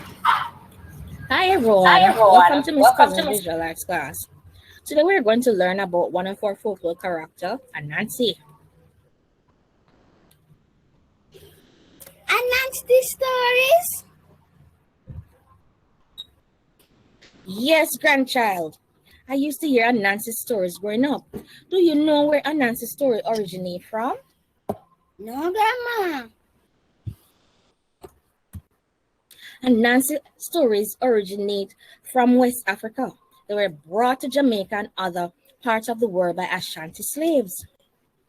Anansi stories have become a part of our tradition and Caribbean culture and were passed on orally from one generation to the next. Anansi is described as an eight-legged spider, a man, or a combination of the two. Anansi is no goody two-shoe hero. He's cunning, greedy, lazy, inventive, stricter, and smart in the extreme. Anansi loves a joke, and when he's not sleeping, he's always up to something. When I was a child, Jamaican children eagerly gathered around elders at the dusk to listen to Anansi's story. This was a form of entertainment for children and adults. These stories usually convey life lessons, whether it was about honesty being the best policy or how greed got you into trouble. Only people from back in the day could wheel and wave tales about talking elegant spider-like creature and make them hilarious. I tell you! Do you know any Anansi stories? No, Grandma. One of my favorite Anansi stories is called Brer Nancy and the Magic Pot, written by V.S. Russell and illustrated by Clovis Brown. Really? Once there was a great famine in the land, and people could hardly find food to eat, like other animals in the jungle. Brer Nancy was walking in the forest and his foot kicked over a pot lying on the ground. Boop! What a pretty little pot, said Brer Nancy. Don't call me pretty, the pot replied. So what must I call you? Asked Brer Nancy. Call me Do Make Me See, said the pot. This name seemed foolish, Brer Nancy, but having nothing better to do, he yelled, Do make me see. Immediately, Pat began to cook a delicious dinner of jerk chicken and rice and peas. The aroma of the meal had Brer Nancy delighted. He ate until his stomach full, but he was about to wash the pot. In the nearby river, the pot shouted, No, you must never wash me. Leave me the way you found me. Brer Nancy did not wash the pot. He turned the pot down, covered it under the bushes, and then went on his merry way. When he got home, his wife and children eagerly asked if he had brought any food. He gave them 2 mega bananas he had found in the bushes and made no mention of his newfound secret. The next day, Brer Nancy returned to the area where he had found the magic pot. To his great delight, it was still there.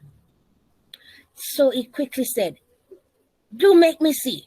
And the pot cooked another delicious dinner. Yam and saltfish, mackerel and green bananas. Oh my goodness. Brer Nancy had a feast. Every day Brer Nancy ate his stomach full, but he never shared the secret with his family. Mrs. Nancy soon began to notice that her husband was getting rather fat. He looked well fed in the midst of the famine. She couldn't understand why, however, because Brer Nancy wasn't even eating any of the meager food he brought home for the family. One day, she decided to follow him. When he left home, what do you think happened? What do you think happened? I think his wife followed him all the way where he went to find the pot. All right. He got in trouble. Okay, got in some serious trouble for that one. All right, stay tuned for more Anansi stories and other folk tales. Jack Mandora, me not choose none. Thank you. Please like, share, and comment and tell me your favorite Anansi stories.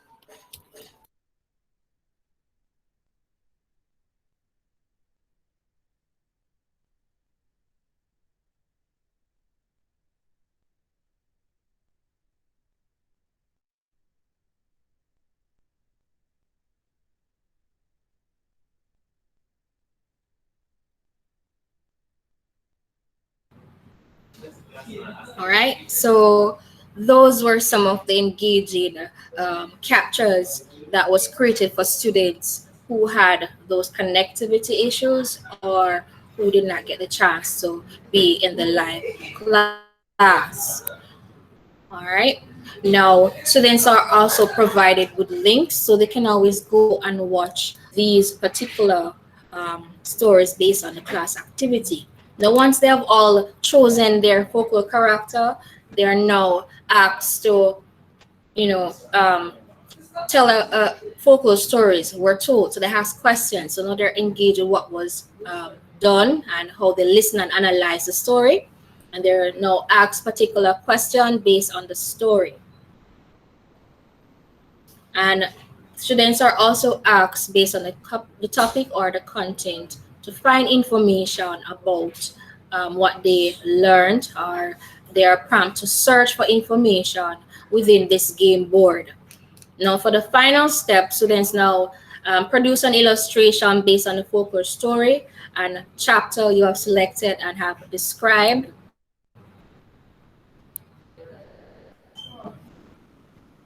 Right, create in their drawing book or on paper and take a picture of what they did and email it to my email. Right, so as I said, that's one way of going about doing it. Now I also make it fun and healthy competition, so they're still given the opportunity to see who can finish the work and get their stars and token, which will award them art materials or phone card to top up their data. So that's another way in which you can having them coming back and looking forward to your class and hope to improve their participation despite all the challenges. And as I keep saying, progress must go on. Now the game that was invented and created by me is the Mystery Reveal. Students are also shared this particular game. The instructions are given. This is shared to individual students because this is a one-player game. Then they interact with the game by following the instructions. So they read the question, what is the name of the focal character? And they now have to move the magnifying glass by dragging and dropping it or using the up and down arrow on their computer and reveal that character. And then they can now practice because they're going to get this activity in class with re-engagement. So they should know and try to keep up to brace with what was learned or what they missed.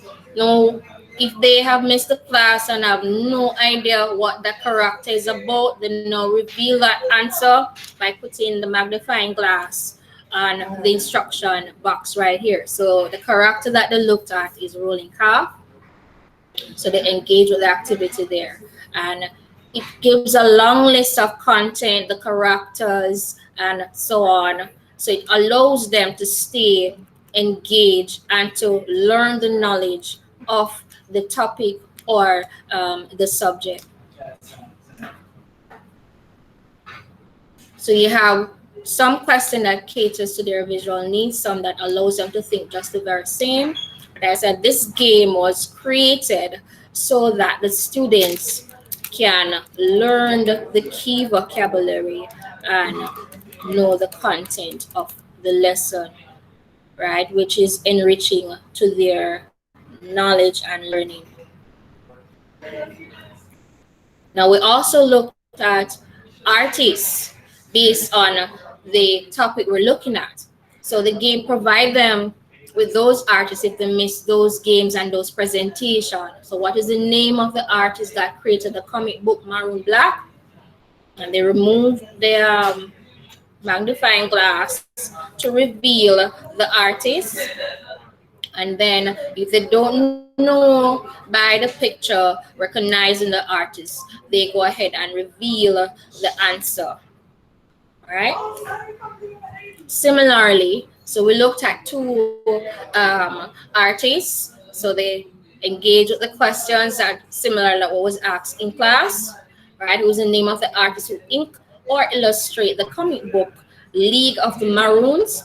You know that comic book is at Listen Me, right? Animation Studio, and Gosh Wayne Hudson is one of the ink and illustrator artists for that particular comic. You have others, but you try to use relevant and current and artists that the students can really connect with their artwork.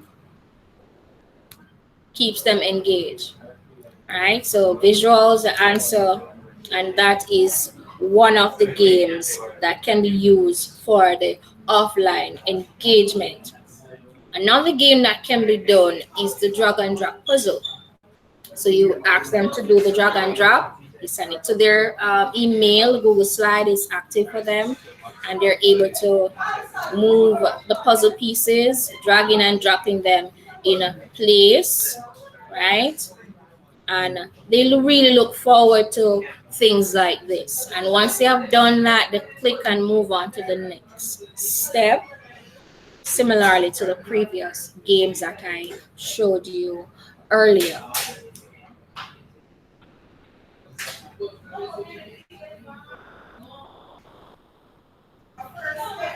All right.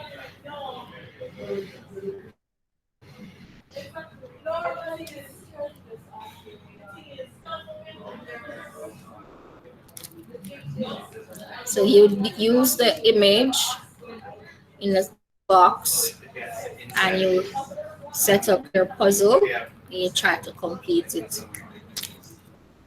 And students are also they also do this in their online class. So you send it to them, and Miss Page showed you examples. So it still applies to those students who are unable to be in the class, in the live classes.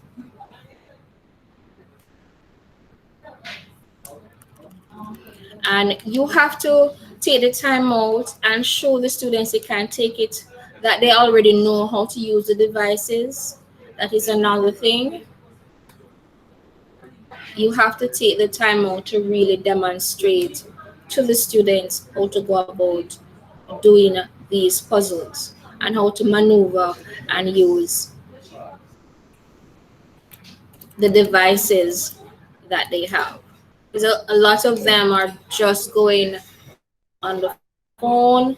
A lot of them are just learning about the computer and the different applications and softwares.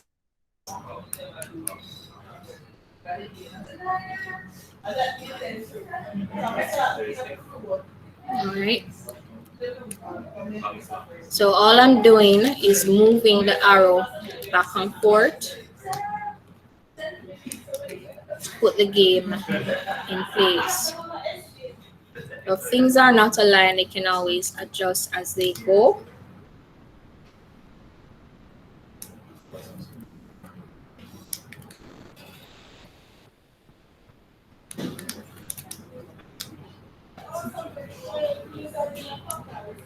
All right.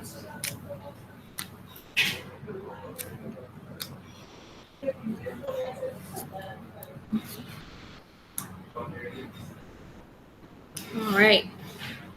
So this would be what they would have when they're through with the puzzles.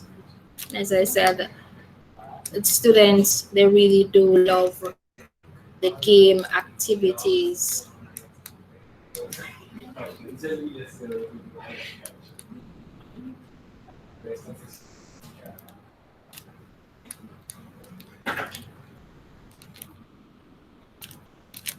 This game was created in, as that Miss Page already showed you a sample of the drag and drop puzzle.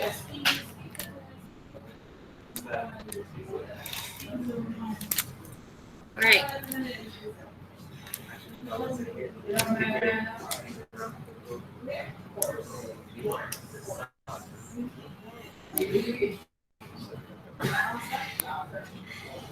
All right. So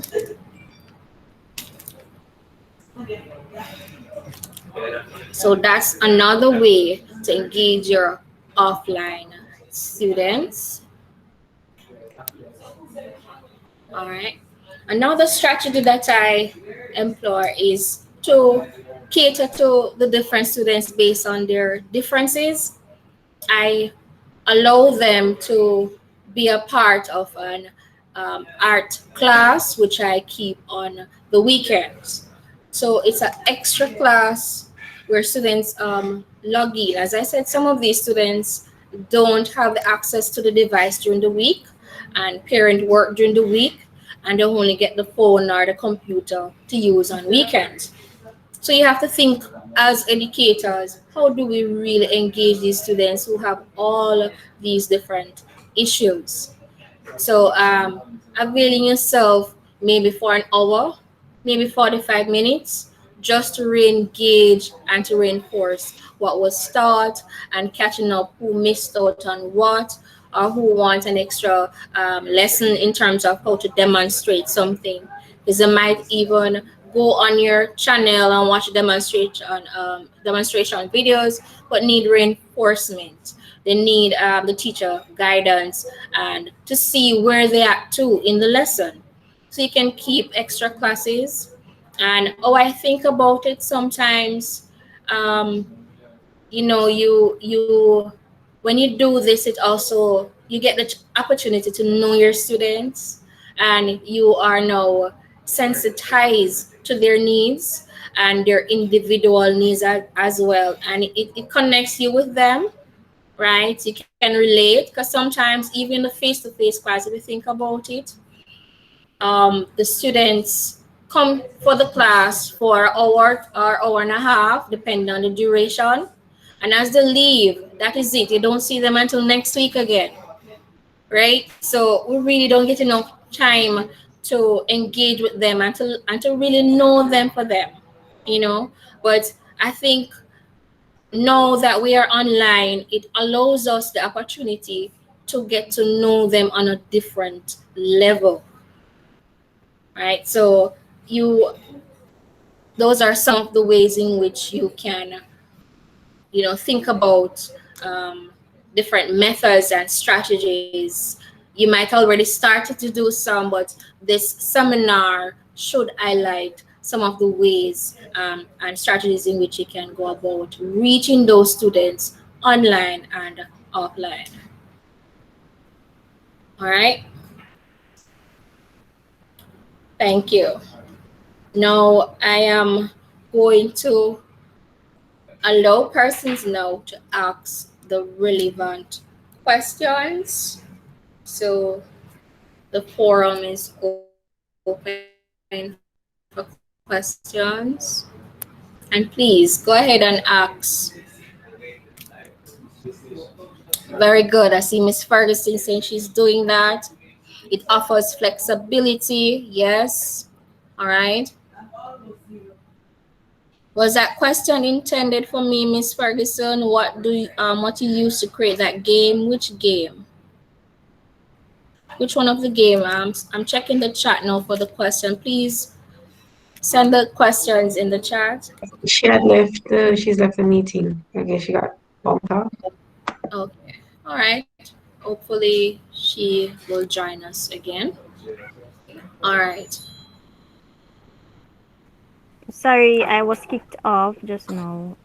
It was the mystery reveal game I was asking about. Oh, it's not an app. It's Google Slides. So what I did was to create the background and each slide or it's like overlay. So it's not Okay. really an app. It was created from scratch. Okay. I think that Yeah. is So very interesting. oh, thank you.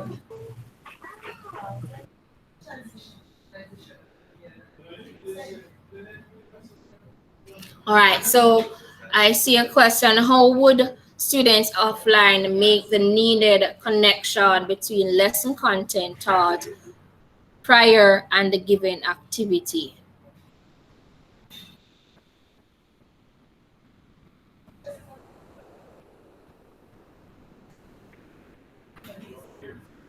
All right, so as I said, once you re-engage the students, you try to call and make arrangement with those students. You find out where they're at with the lessons, and you give them steps and guides.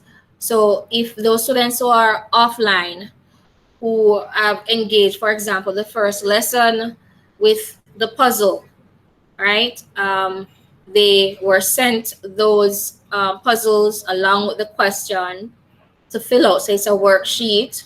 So you don't just send the worksheet alone, you send activity and the next step, which they would ask to create their own cartoon character based on everyday or ordinary objects, right? So it would be laid out for them in step by step, just like those students who will come online.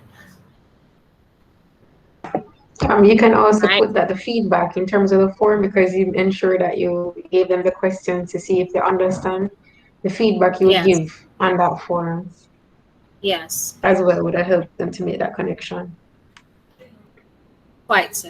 All right. So yes, there's another question. Would there be a guide in how students are to use the video with the lesson content to do the activity? Yes, it was said in the previous slide. So once they watch the video, they're asked to write a description based on the story. So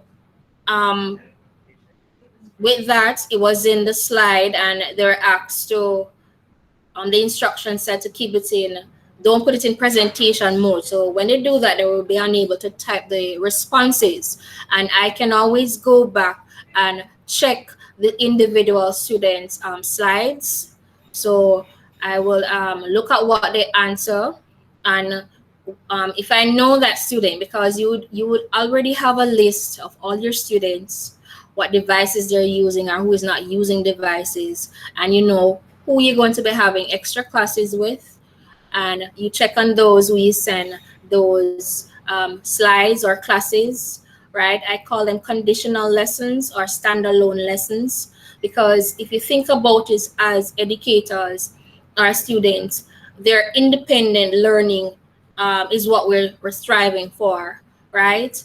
So you don't want to be having students who depend on you so much, right? So you really want, it's the training ground where you want them to be independent thinkers, independent learners, right? So provided that you give them instructions, specific and clear instructions, where they can know, understand, and to go about doing the activity and reading the different steps. So once they finish up a particular task, and the different games cater to the different learning styles. As you see, audio is also included, so the students can hear, right? So the different visuals or images that are carefully selected. It's not just random. They were selected so it connects back with the content, the lessons, the objective. Because if you want them to describe something, you want them to listen to it and analyze it first. And you have to be inventive as educator teachers to grab the students' attention and to have them involved in the lesson and to learn something in a creative manner. All right. I hope that covers that question.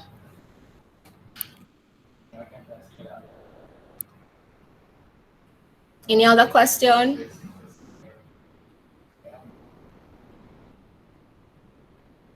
Zorian, I see your hand up. Is your hand up? Oh no, that was before. Okay, let me check whilst hand is up.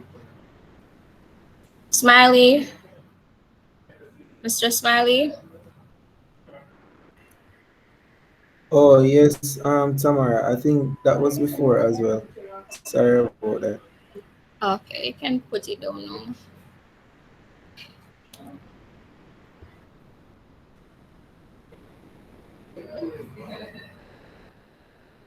So I'm waiting for the questions, comments.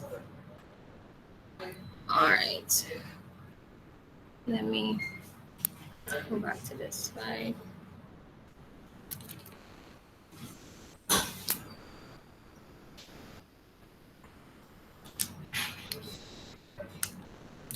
All right. So I am going to bring this evaluation form.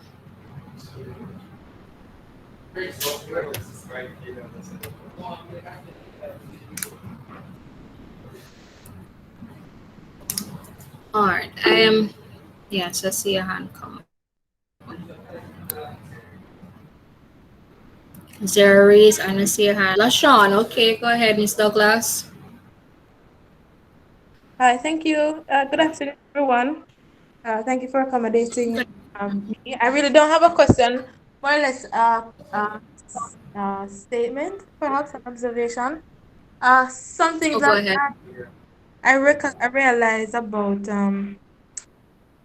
our space is that the idea of collaboration, or how we can extend that outside of the classroom, or in other ways that persons can start to develop a kind of recognition that collaboration is not just engineered in the classroom. And one way I think that you could show persons how to collaborate without saying that, oh, this is collaboration, is by I noticed that you had the video about the Anansi stories and so on, and the different characters. These are things that aspects of our culture that is it's kind of dying out, and the older generation has more experience with this thing, or has more to say about these little things. So instead of taking on explaining what these characters, who these characters are, or even sharing a story related to these characters on your own, via the YouTube channel, it may prove to be even more engaging, or even more, what should I say, captivating to persons watching, not just students, perhaps students' parents, because you know that it's not kind of like a big thing for persons to be going on YouTube and watching videos. So if you had integrated an act like going to, maybe there's an older person in your community, or even some fairly young, like fairly middle-aged people, because sometimes there are like some big men on the road chatting about other kind of stuff, or some older persons maybe easing off on a corner, or even on their verandas or so on. Perhaps if you could engage those persons too, ask them about what they remember about all time the Anansi, or what they remember about Blackheart Man, or the have them tell actual stories about their actual experiences when they were growing up, because it's a thing that I'm seeing is kind of getting less and less. I remember when I was younger, it seemed normal for us to occasionally be outside with grandma, mummy, maybe a big cousin, a uncle from somewhere, maybe one neighbor, and everybody just talking about moonshine. And so perhaps if you take the route of introducing or talking about different stories related to these related to these cultural characters, having real life persons share their experiences and busting some big laugh and even stirring the conversation a little bit, may actually be even more captivating. Because on YouTube, when persons put up channels and so on, one of the questions, or one of the things that they want to see is the realness. They want to see, it's like they want to see other people, or other people that live them life pretty much. So whilst I'll say it's a good move to venture into putting different posts on YouTube and persons going there to collect it, like collecting information about these characters. It would be good to collaborate by asking other persons about their experiences with these characters, and you will feed into like the now curriculum as it relates to how to collaborate and to include other persons around you in a particular activity or in gathering certain information about anything, uh, and you will also feed into what expectations persons have when they go on YouTube to watch certain videos or to watch videos. You oftentimes want to more or less see people being real, um, chatting about them own things, stirring the argument, and busting some big laugh about some little something. So I think that too can help to make the channel and the content even more wholesome and even more captivating. So the idea is good, I think. But I'm those few suggestions could improve it some more. Thank you so much, Miss Douglas. I saw Dr. Barnes. I saw your and I also saw Akelia. So I will take Dr. Barnes' question first, and then Akelia, I will allow you or comment. So this is the section for that. Go ahead. Good afternoon, everyone. Mine is not so much a question, it's just a follow up to what Miss Douglas said.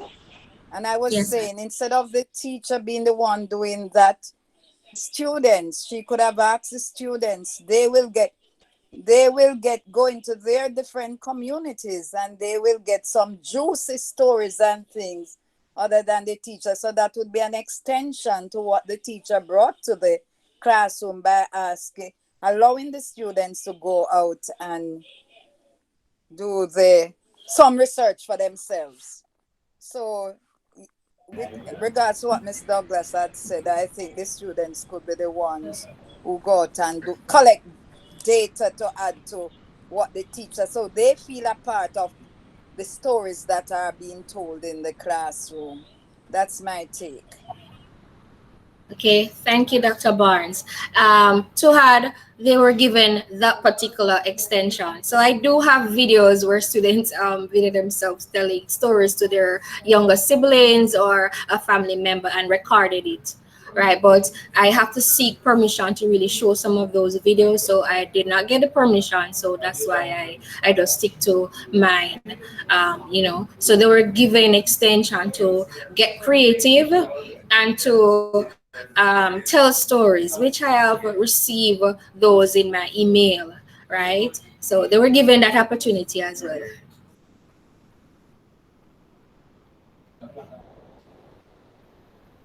All right, any other comment? Akela, I saw you ad went up also. Gail? Okay, good afternoon again, Miss Cousins. Mine is not really a question or so much either. It's just really a comment on the overall presentation. I learned a lot.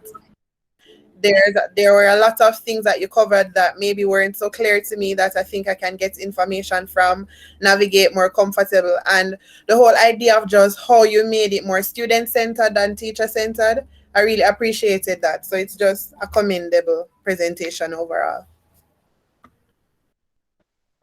Thank you so much for that, Akelia. Really appreciate it. As educators, we really have to, as I said, think about our learners and even ourselves. So we have to be reflective because we did not get the opportunity like these students, and we know they're 21st century learners. They love the different devices. They would be on it for hours, right? They would sit on it, play games and so on. Why not make those games constructive to the learning task and to techniques and to activity and learn about the different artists locally, regionally, that you want them to study and to research. So we really have to be inventive in how we go about delivering our lesson and to facilitate our students. Right? Any other comment or questions?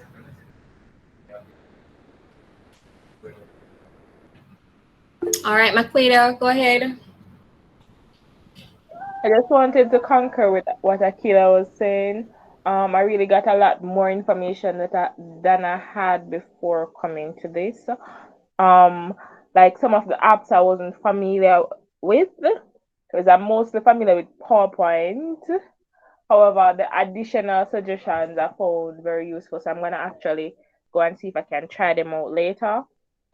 Even with PowerPoint itself, with the games that you created and the one with the magnifying glass, like they gave me like Yes. new ideas as to how to use PowerPoint and such. So it was commendable. All right, thank you so much for that. I am going to encourage you to check the chat box for the evaluation form. It is very important for the seminar, the session. So I'm going to ask you to go ahead and fill out that evaluation form, please. Let me send it again for those persons. It might be up in the chat, so let me just paste it.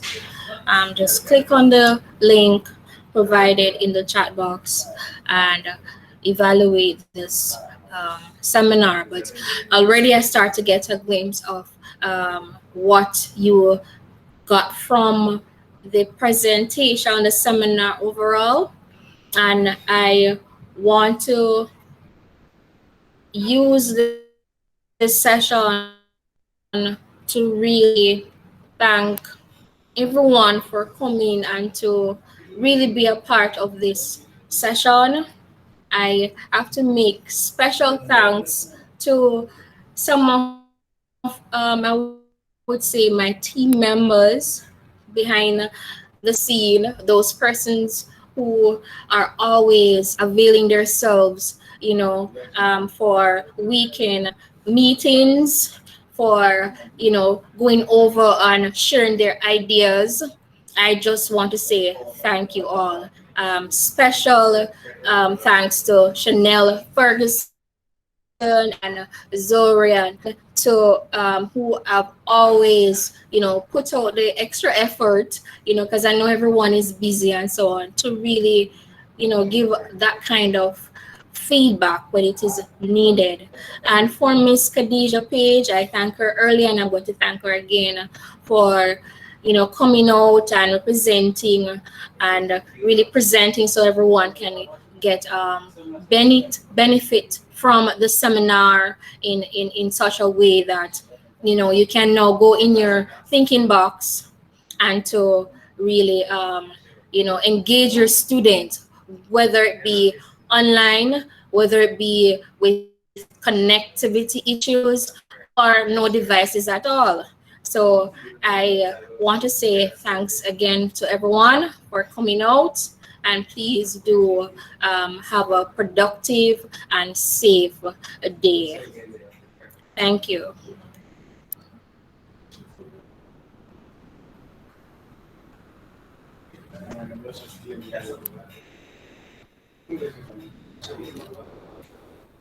Bye, everyone.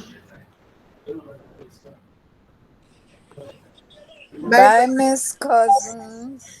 Bye, Dr. Barnes.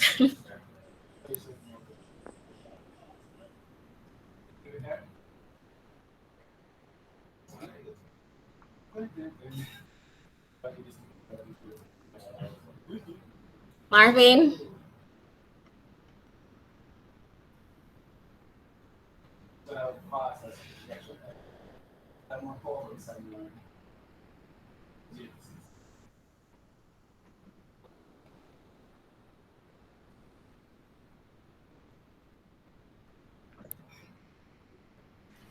Okay, Miss. Yes, as you were talking, I think your mic was muted or something. I'm not sure.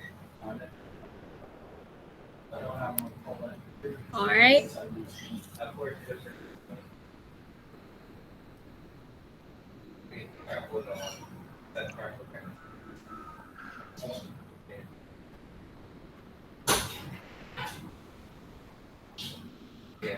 Who is Xavier's? Dorian. Miss Tyrese is still there. Richard is still there. Tyrese.